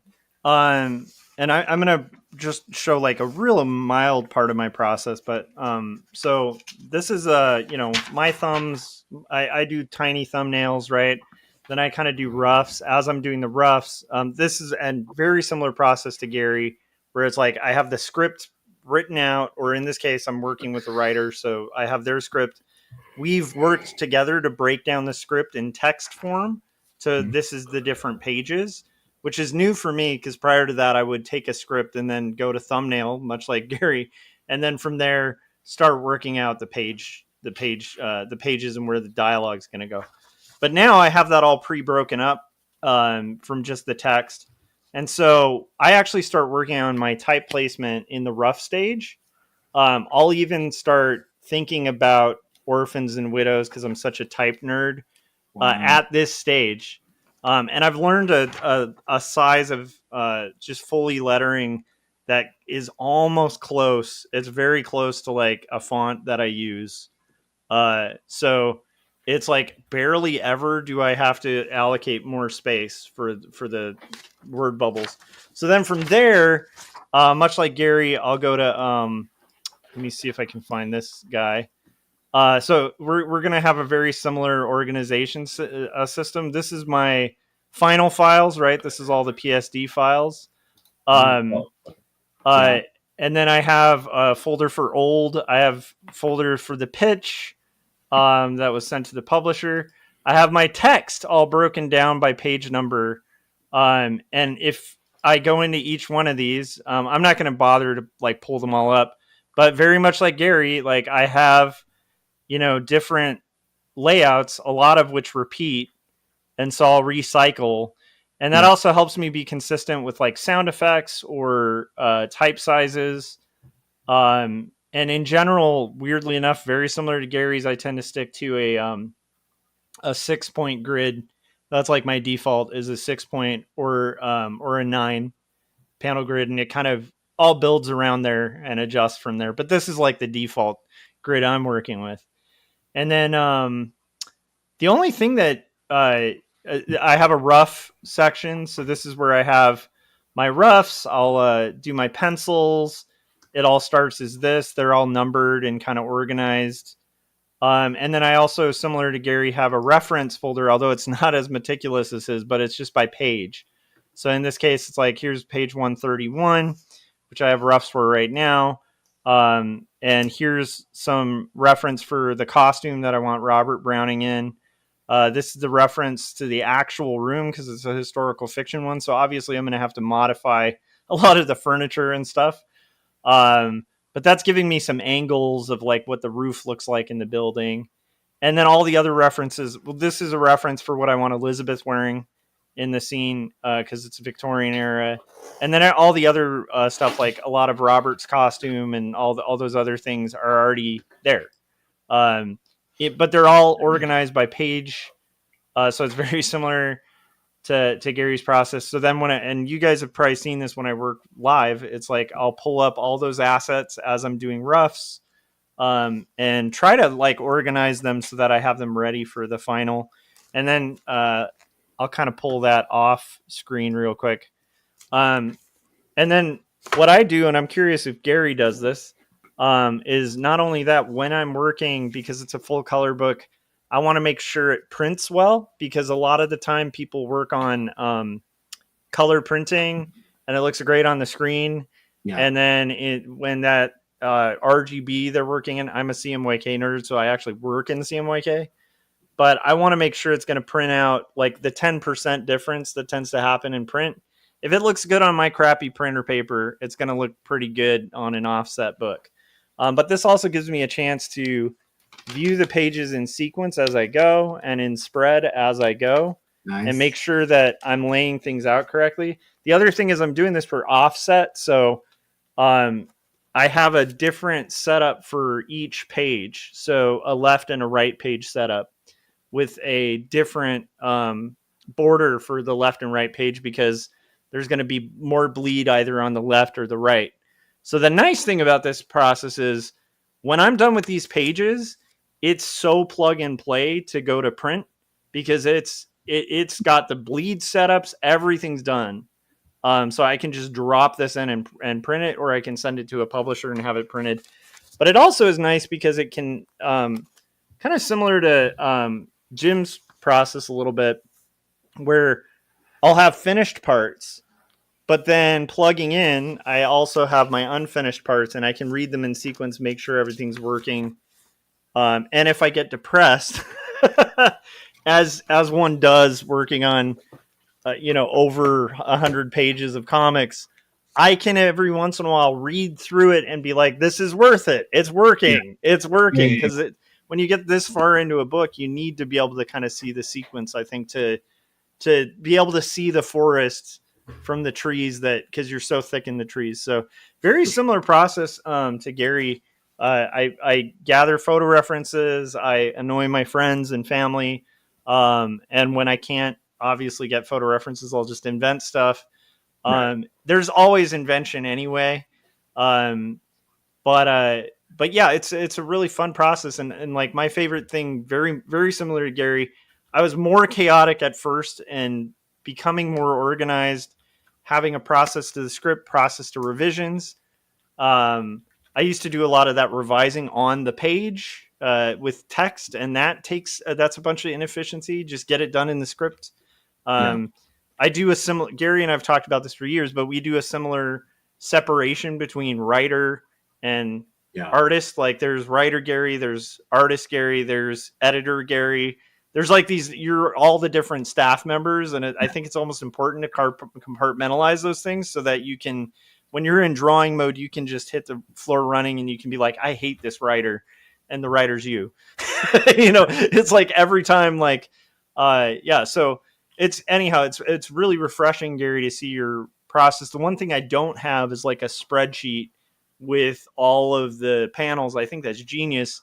I feel like that would cost me more time. And I don't know if you can see this. I should show you the difference of our work habits. This is my art table back here. So I am like, is that a pair of pants? There's a belt there. Okay. And there's some Christmas presents that I need to bring to a work party tomorrow. But yeah, this is, I live in organized chaos, like things, and my wife, it drives her nuts, but it's like, for me, even at this table, it looks like a pile of trash. But if one of those little pieces of trash moves, I'm like, it's messed up my organization. I'm like, I knew that was under the right stack on this thing, and now it's not there. What is going on? But anyhow, so I'm a little more haphazard and maybe a little more punk rock with some of this stuff, but it's a very similar aesthetic and I think I just chiming in on what like Jim was talking about with like efficiencies in the process and stuff. Yeah, Josh is way more Kaczynski. Gary's more Lecter. Yeah.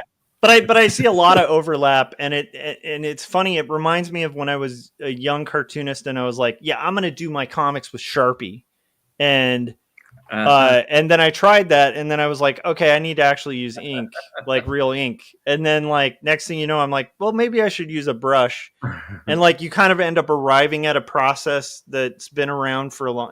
I feel like that's happened with us, where we're using very similar processes, but it's like a lot of it's just by necessity. Well, and totally independently, and I feel a little validated actually, because you have loads more art training and experience than me.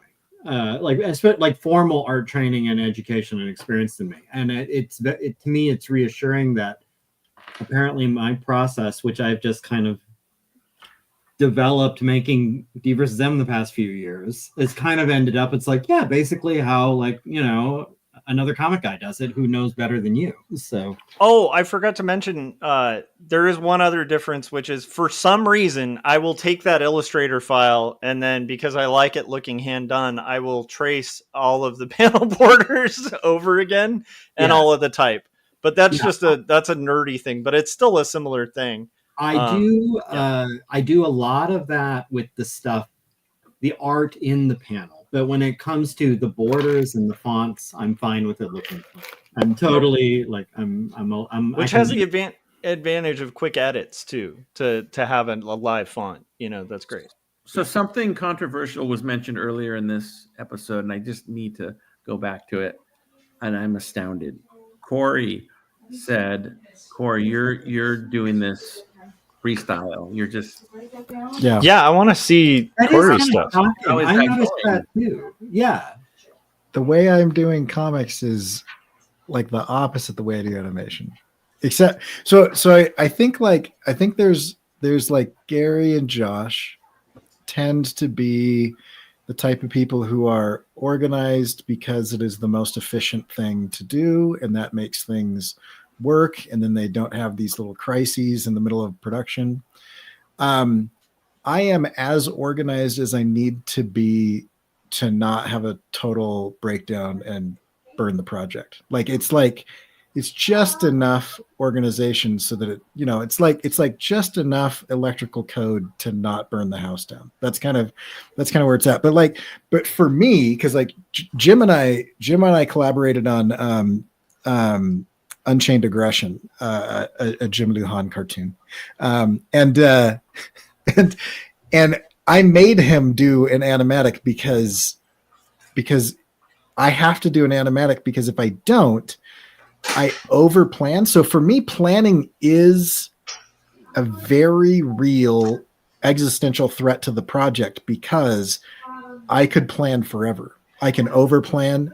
If ever I find myself in the middle of a project really feeling the urge to rearrange all of the furniture in my studio, and I feel like I have this lightning, epiphany where I'm like, if this computer was over there instead of over here, and this bookshelf was over here, I think I could go faster. Interesting. I could lose 4 days. Like I will do like a SketchUp exploded view of my studio and measure everything and build a 3D model to like move stuff around to see if it'll work, so that I don't waste time physically moving stuff around. And so for me, I have to get into production before I just spend 3 years not making anything. But with animation, it's interesting because I can overplan in production. So what I was doing before I got into doing animatics was I'd have a rough idea of what I wanted to do, and I'd know that I'd have these 3 characters, and then I would design and rig those characters so that every different muscle of their face could control everything. They could do a cartwheel. All of them have like turns. So they've got like smear frames in between front to 3/4, in between 3/4 to profile. And I do all of the stuff.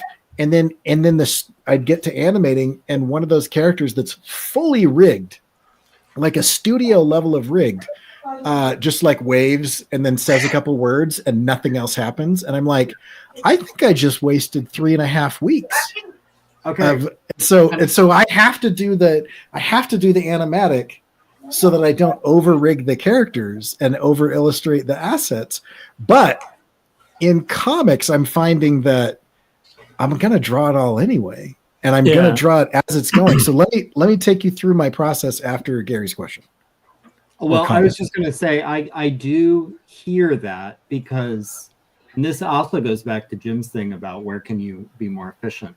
You all remember, because I was sharing it with you guys, I spent weeks meticulously creating a fictional rural gas station, interior included, I love everything inside. Like, I mean, in SketchUp, a 3D model of this made-up gas station that could plausibly be a real place. Weeks thinking of every little detail. Where are the hinges on this door? How high should the shelves be? What kind of register does he have? Like all this stuff. And I can tell you, now I've drawn every instance of that gas station in the comic. Like, it's gone now. I don't need it anymore. Yeah. I could have had enough of an asset after a few days. Like, I did not need that level of fidelity. You probably needed mostly just the guidelines, like for the, Yeah. And furthermore, just to kind of also, indict myself, that this goes to what Josh, you were asking about, what if the day of you have a different idea? There was one view where I was like, no, what would be better is if there was a poster, like one of those Arizona tourist posters on the wall and a stack of maps. I didn't have that in my model, and I just drew it that day, so I didn't need it. I really didn't, but I just kind of got lost in the joy of making it. Corey, that's where I could be more efficient. Before you show your method, I just want to interject to add to that. Back in the 90s, I used to play, I don't know, football, basketball, video game, whatever.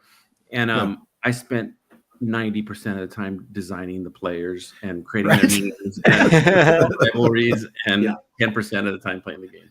Yeah.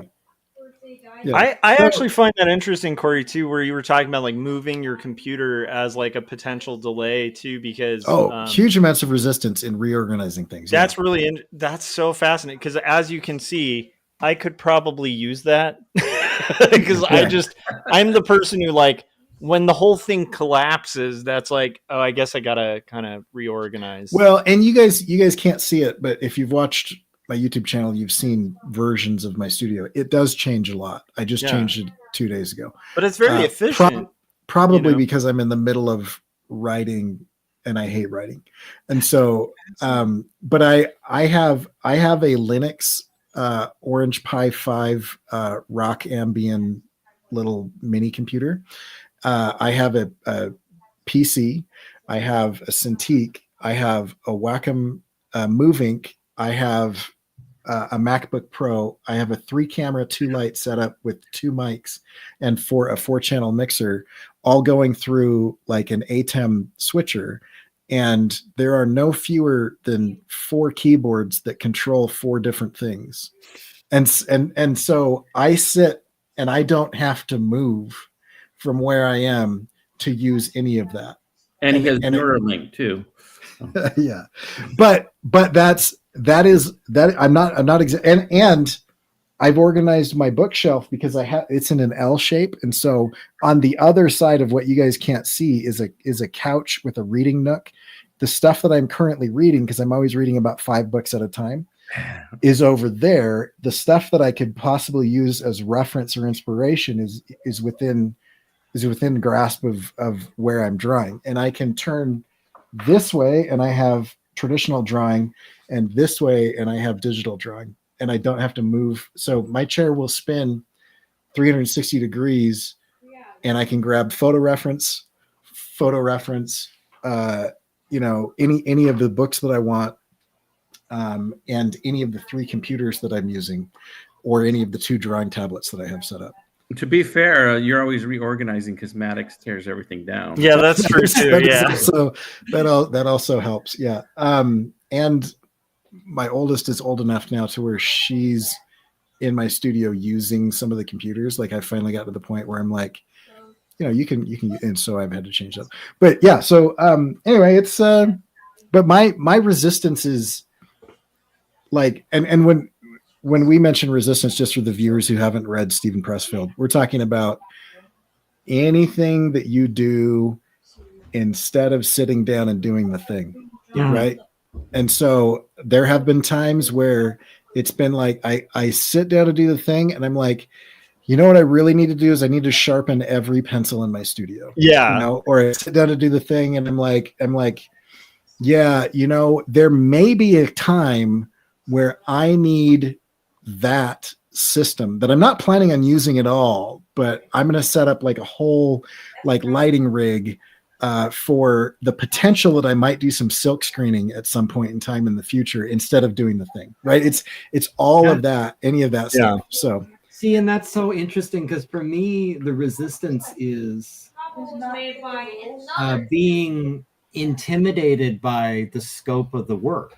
Yeah. So if I'm getting highly organized, like when I first think up like what's the next story going to be, my first reaction is like, I don't even know how I'm going to take that on. Yeah.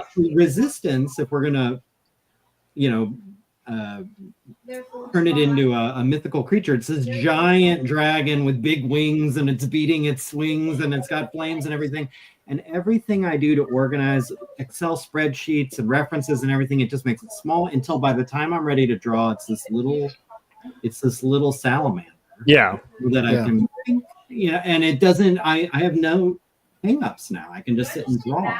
But if I somehow found myself in a situation where, like, I took on a freelance gig, and they're like, I need a 20-page comic in a month and like in 6 weeks, and like something crazy, like, which to me sounds crazy. So you're just gonna have to hit the ground running and get it to us, and like we're gonna pay you, you know, $85,000. Like, so I have a lot of motivation to do it. I would be scared to death every single day. Yeah. Be so you would be until you weren't. Yeah, and also you'd probably freak yourself out and then stop back plan and then hit it accordingly. Yeah. You know what I mean? Because that's what back planning, like, yeah, back planning like offloads that resistance of the monster. Somewhat.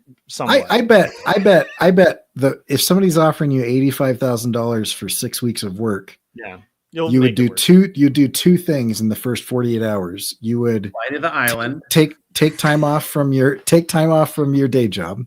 Yeah, get everything scheduled to figure that out. Then you would sit down and you would do a straight 12-hour planning session where you had that spreadsheet and everything laid out and you're good to go. Actually, you're probably the first few days or maybe even week would be the nightmare.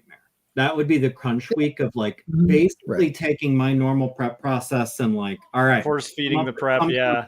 Yeah. Could I do a quick psychological survey? Oh, wait, Jim, wait. We were doing a round though before. You got to let us know what's your resistance. Like, what's the thing that you find the most distracting when you're supposed to be working on your animation or whatever? What's the thing that like, oh, laundry sounds interesting. Like, what's the thing that kind of pulls you? Doing the fun thing, the fun part of the project, that is the distracting. Like, for example, if I'm working on something, I'm like, oh, I gotta, and there's something I don't want to do. Like, oh, I don't want to animate this scene. This is going to be so tedious. Even though once I'm animating it, it feels good. But getting to it, I might jump into the music for a while, or you know, whatever's fun at the moment. It's the fun thing. It's eating the dessert before the vegetables. You know. Yeah, I totally get that. Never do. Okay, but it's that I don't find myself distracted by non-project related stuff if I'm working on a project, because I totally am addicted to making things. Yeah. So like that's where I go, but I don't get distracted from that, but I do get within that. I go to the fun part, you know. Yeah. Not like the Lost method, not like that. That's productive. I get what you're saying. I don't need 19 songs for a. So your resistance is other making, basically. Yeah. It's just like that I have a similar struggle with that, where it's like just making stuff is fun. It's not hard to get to making stuff. It's just sometimes I'll get redirected to the wrong stuff where I should be making the right stuff. You know? That's why you and I both have 100 songs in 1 month. So yours have been in feature films though. We're addicted to professional. there's So So what was your psychological question, Jim? My psychological question is, how does the idea of being in a bullpen strike you? How does that, like the old like, you're the anchor, you're the, okay, go. We need this on a time deadline. To me, So are you talking bullpen like Comic yeah, but I have a question about that. So are you talking bullpen like the assembly line of comics where everybody does one piece of it and you pass it, or just the bullpen of like we're all in the same room working on comics together? No. That's easy. No, the first one, where it's an assembly line. How does that? To me, that seems really fun. I'm doing that right now. You would the assembly line stuff for me. I don't want to say you couldn't pay me enough because I can be bought, but that number would have to be pretty high. Really? Wow. Really? I would absolutely hate every moment of it. I hate collaboration and client work. I'm similar. I'm not great with client work. I'm better with client work than I am with. Boy, this is funny to say. I want to say I can work on a team, and I've had jobs where I've been on a team, and I can be fine. I don't know if they recognize how unnatural and excruciating it is for me. Like I really would, and that goes all the way back to school. Anytime there's a group project, I was like, let me fucking do it. Yeah. I'll do it and we'll get an A. Because if we, and this sounds terrible, but there is an attitude of, if we all do this together, we're going to get a B. But if I do it, we'll get an A. You know, so like, let me just do it. And unfortunately, I've never retired that mentality where it's like, if I do it, it'll be right. If we do it, it'll be fine. Yeah. And I don't want fine. I want it to be right. Gary, do you think that's what appeals to you about comics though? Is that that nature of like, I can do it all and I can, you know what I mean? Because it's just like one of the, I think that and animation are like the only, I can't really think, I guess music too, but like there's a few art forms where you can do that, like if I couldn't draw okay and write okay, I'd be doing one or the other. Like if I couldn't really draw but I could write, I'd be doing novels. Yeah. If I couldn't really write but I could draw, like I'd probably be just doing paintings for galleries. I would find something where whatever resources I have, I'm going to do that. Yeah. I don't mind collaborating, but it works best for me if, honestly, and this is kind of maybe opposite of some people, if I have no investment and no stake. So if someone comes to me and is like, it'd be great if you could draw something for me from my band. Yeah. Like, I'll do that. Cool. But all right, good. Because I was going to ask you, Gary, if you could. Oh, yeah. I knew you'd be a logo. I don't want to share a vision. Yeah. Like I don't want to collaborate on a vision. I want you to tell me what the vision is and I'll help you. Yeah. But like I actually just recently wrote a contract for some client work, and I wrote in the contract, if you do not give me any notes or revisions, I will take this amount of money off of the Yes. bill. Yes. That's a great story. If you just accept this, it will save you X amount of money. Brilliant. I'm going to do that from now on. That's like the anti I know it when I see it clause. I love that. Yeah. And the great thing about it was, I give the standard like 3 revisions, per milestone thing, and then, certain cost after that. But then I was like, on the other end of this, if you do this, I will do this. And I even said, I'll better that if you accept the idea that I pitch you right now with no feedback, I will take even more off, and we can just call this a day, and I'll tell you I'll be done tonight. I love incentivizing with discounts. That's genius. And the result of that conversation was, at the beginning of it, he was like kind of budget conscious, and at the end of it, he was like the opposite of what I wanted, which is, hey, let's I just want to pay you whatever. Like, let's just explore this indefinitely, and you can just keep charging me. Like, he went from, I don't know if I have enough money, to, dude, I think I've got triple what you quoted me just because this is so fun. And I was like, how did this backfire so It hard? really did. But that- you know what I love You're about making that? it worth your while though for the backfire. So What I Yeah, love about financially, that but- kind of pitch is every freelance thing I've ever done. I'm probably like, I don't know. I assume everybody does this. They come to you and they say, I want this kind of logo, or I'm thinking something like this or something like that. And I'm like, okay, I'm going to give you 3 potential directions. And one of them's new.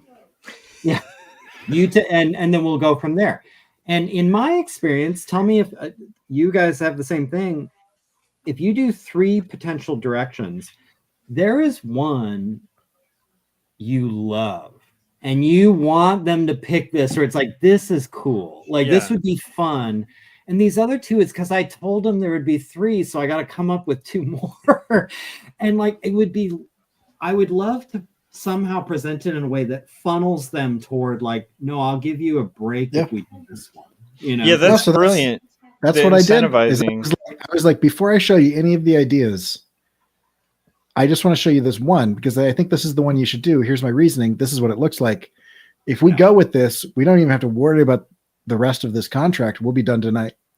Yeah. And he was like, I love that idea. And he actually said, I love that idea. I think that could be the idea. But now I'm so excited with the way that you pitch this and the thinking that you have through this process. I'm fully on board. Let's triple the budget. And Wow. I was like, oh, okay. I think that is that.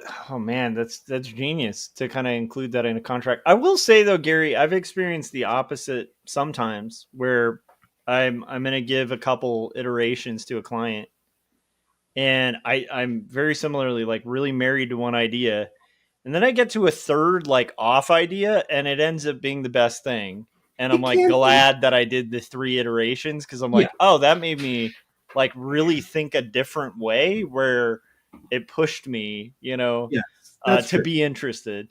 But So yeah, John- I'm with, like when Jim was talking about that, I'm with Gary. I'm with you on this. Like I art directed for a decade and I don't miss working with teams. And I love that there's a high and a rush and a cool thing about working with teams and delegating and seeing these giant, monumental, impossible tasks you couldn't do on your own. Collectively, having a group of people do that, there's a rush to that, like a high to that, to achieving something beyond what you could do as an individual.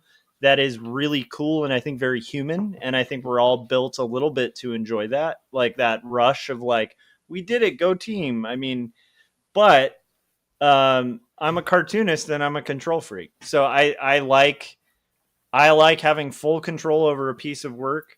Right now I'm collaborating with one writer, but I'm doing all the visual and kind of running that part of it. And, you know, I'm eager to get back to my little egg, my own little thing, because even this is like a stretch for me to have one collaborator, co-creator, you know? Yeah. Okay, really quick. Scott has to leave. So Oh no. this just proves that having 5 of us all on the same stream is not going to be doable in 90 minutes. That's true. Since we're approaching 2 hours. Oh wow.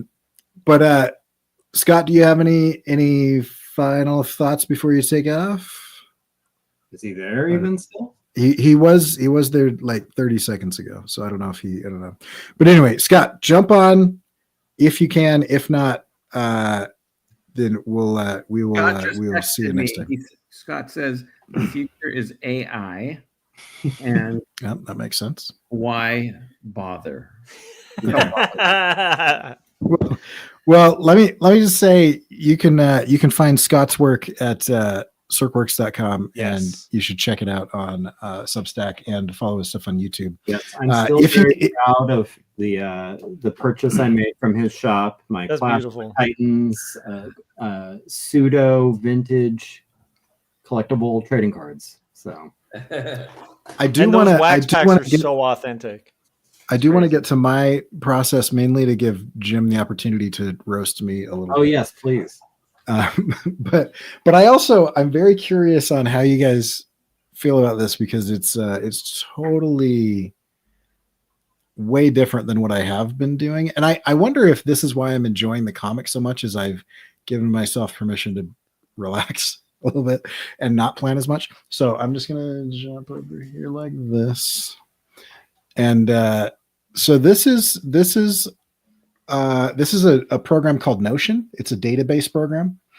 And so each of these is a separate database table. And this will look much more organized than it actually is. But, this is page 1. We see the little bug talking to his wife as she holds a kid in each arm. Here's the dialogue in bullets. Here's a little description. And that was it, right? And what I'm doing here is I actually have all of the potential ideas for story points. Like if you go to this one. Oh, it's like this your is a sticky card. notes.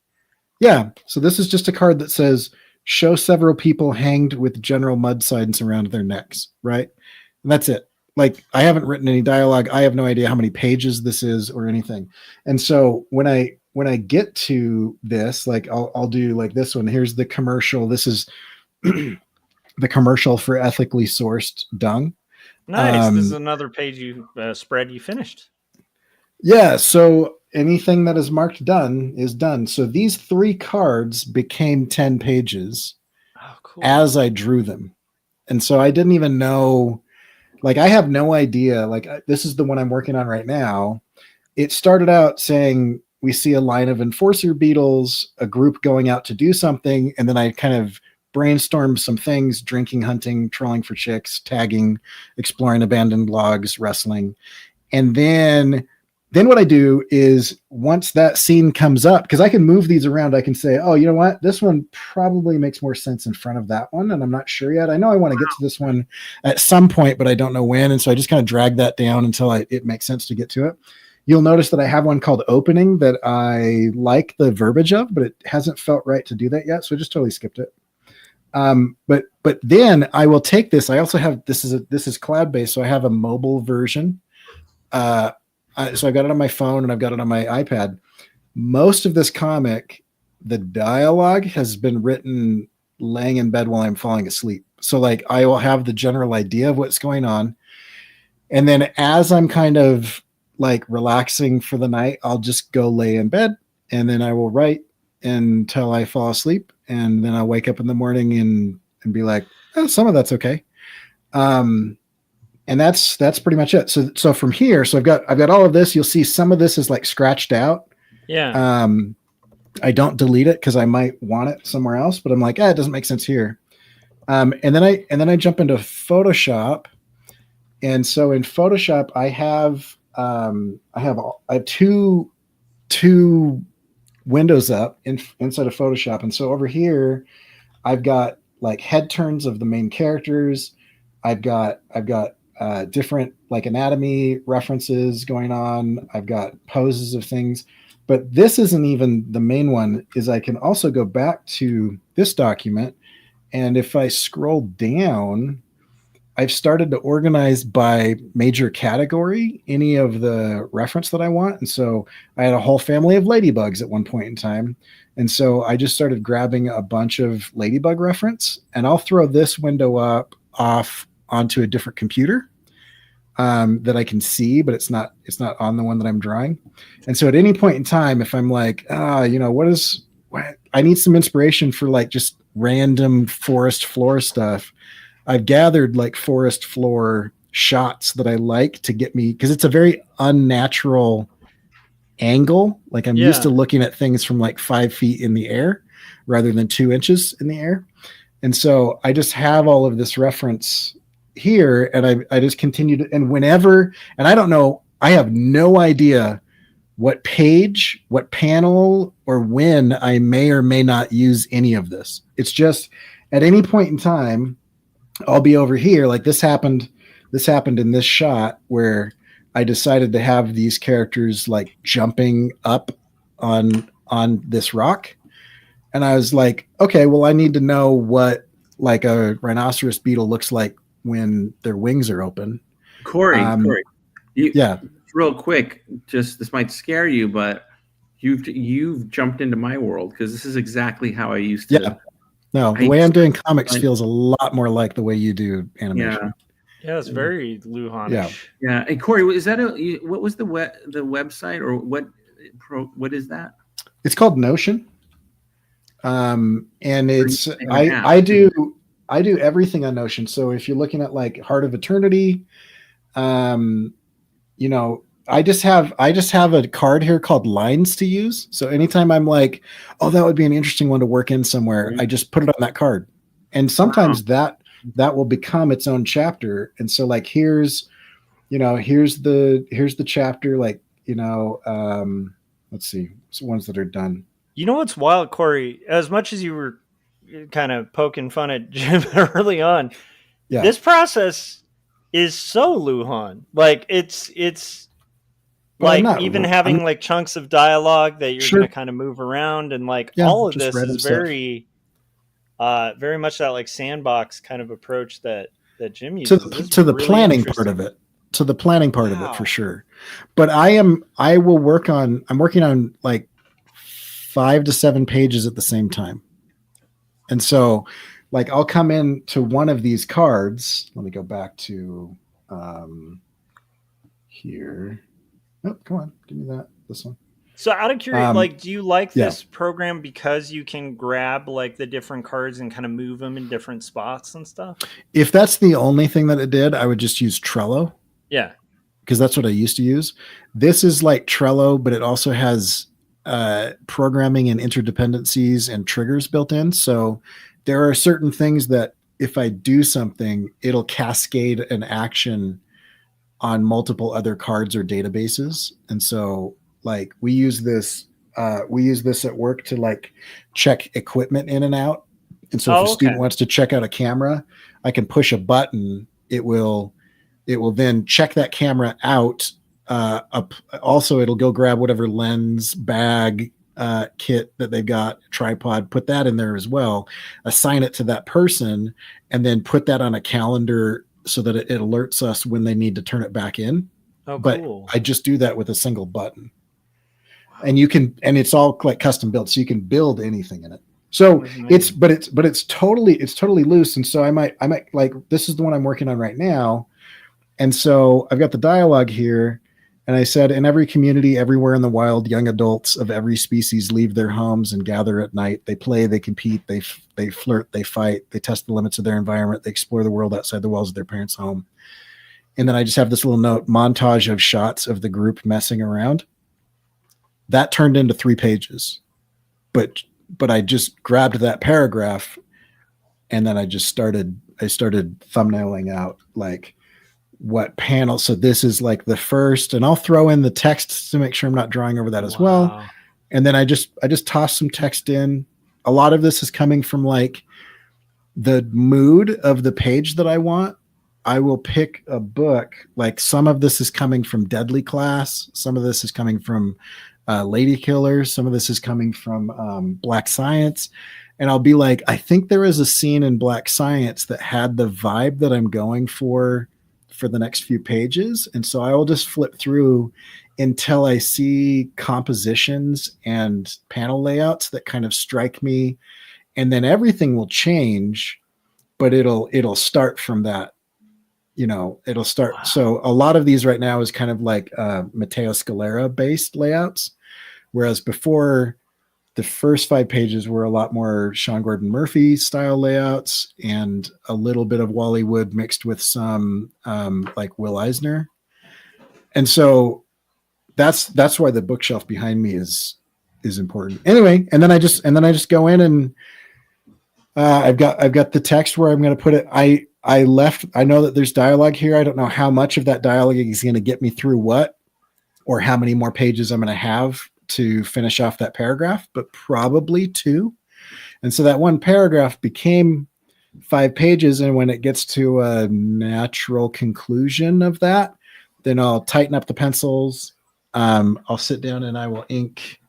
I'll just ink, and I will get it doing it this way. It's taken me, a week-ish to get the the writing and pencils and everything. But once I start inking, I will ink and color and letter those pages in about 7 days. That's pretty impressive. And then I take it, Corey, and I'll I have to chime in here. With your type, are you doing type in Photoshop? So I'm doing placeholder type in Photoshop, and then I'm doing page layouts in InDesign. Okay.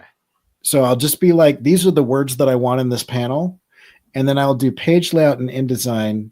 And if the balloons aren't complicated, I'll do the lettering and the balloons in InDesign.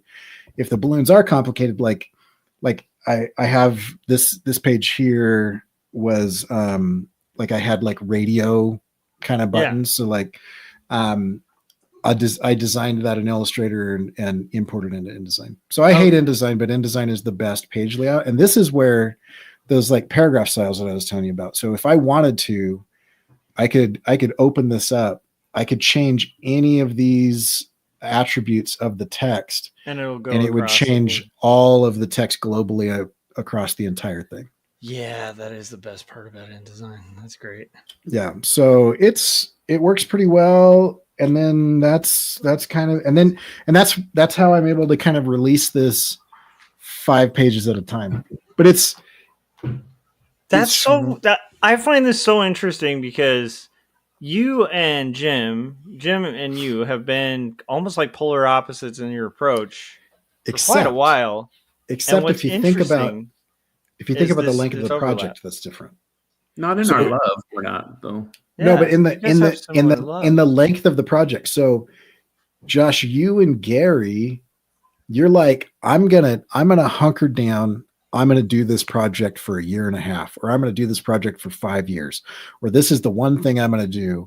And I have always been like, I'll commit to something for a month, maybe. I'll commit to something for 6 weeks on the outset. If it lasts longer than 2 months, I am dying. That's the difference. It's awful. I was looking at your process and I was thinking like that would be so much fun if I didn't have a script.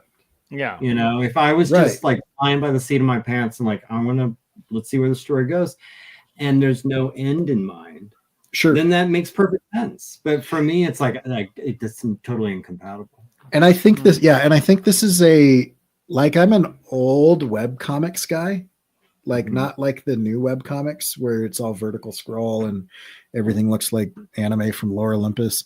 But like old school web comics where it's like, I'm just going to make this until I'm dead, and I'm just going to put 1 page up at a time and people will comment on that 1 page. And when there's enough pages to bind it into a book, I'll kickstart it. Like early 2000s, like 2005 to 2015 web comics. That's where I like learned to draw. And so this is the process because doing it this way for me is probably the only way that I would ever be able to finish like a trade paperback length comic, because the idea of sitting down and doing a feature length animation, or the idea of sitting down and doing like a graphic novel, is so boring to me and so much commitment over time that I would rather quit my job and take up landscaping. But like this idea where it's like,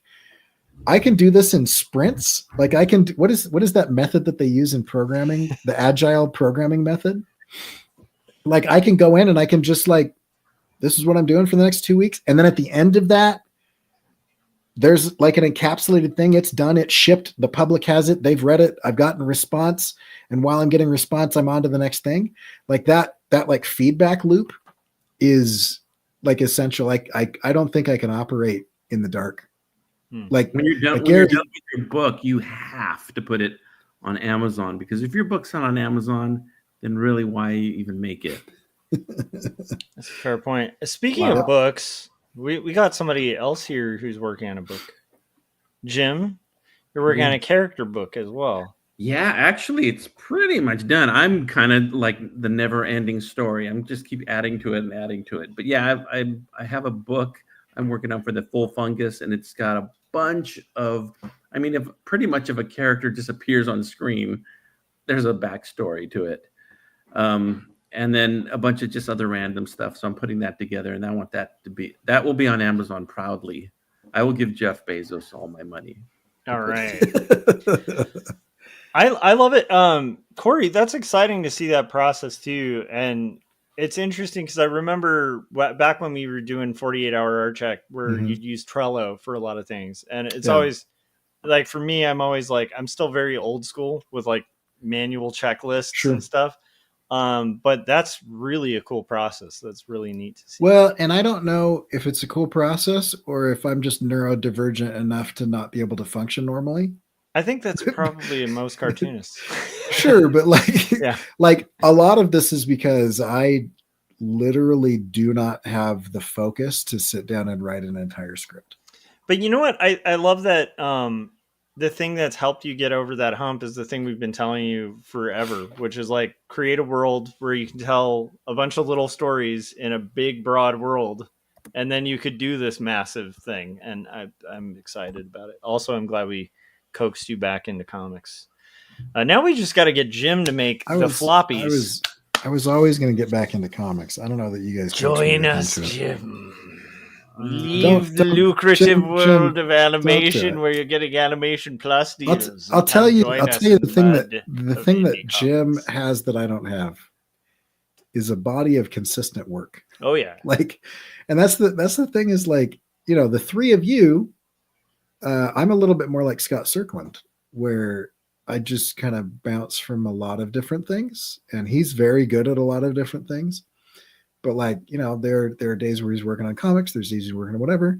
And like, what we didn't talk about is I released 2 chapters of my novel during the 10 pages that I did in the production of that. Yeah. And so it's like, what I'm not going to have is I'm not going to have a definable body of work where people are like, oh yeah, that's the guy that does this. Like you look at Jim and it's like, yeah, that's the guy that does indie cartoons. And you there's a feel for, I always joke the Jim Lujan cartoon. Like it feels like a Jim Lujan cartoon. Whereas there's a vibe that I've got generally, and people can pick out, it's not surprising the topics that I choose to do stuff on, but I will never have a consistent body of work because I'm going to have. You say now, I mean, Jim was doing short animations, Sure. like it's the bigger body of work just becomes, I don't know, but I do think we all share a similar thing with being almost like a bulldog or whatever, where we get the scent of the thing we have to finish.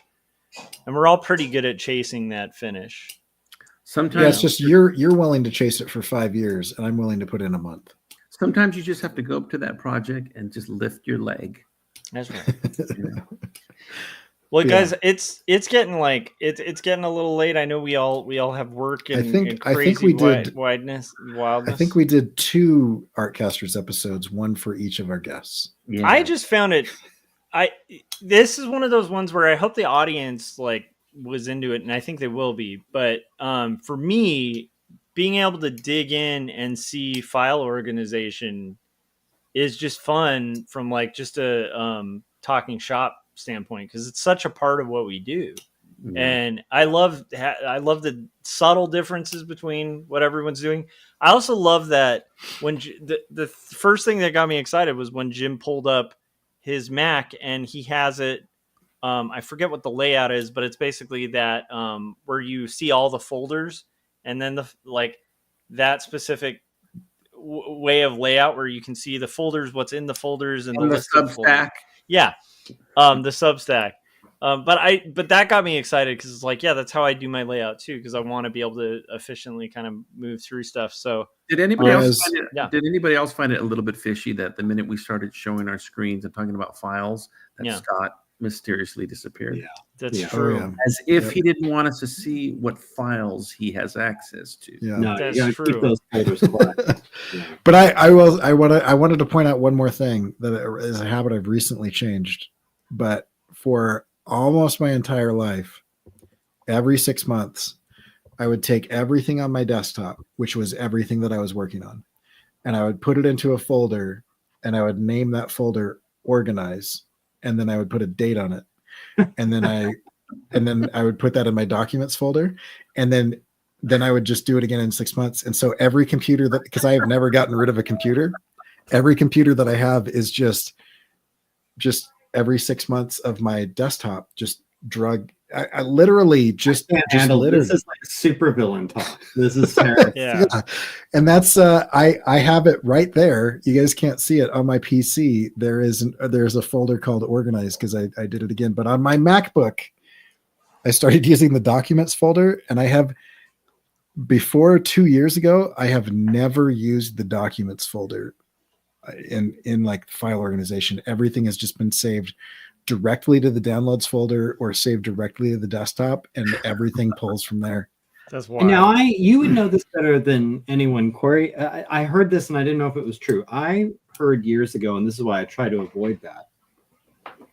If things are on the desktop, that's actually more of it bogs your memory down worse than if you had it in documents, because I guess the computer thinks of stuff as your desktop as needing to be more readily available. Like it's more in. I don't it know. taxes your RAM or something. So, yeah, exactly. Yeah. Oh, it you might. don't Yeah. want a lot on your desktop because I don't have anything in my. I only have some programs, I think, in my documents folder.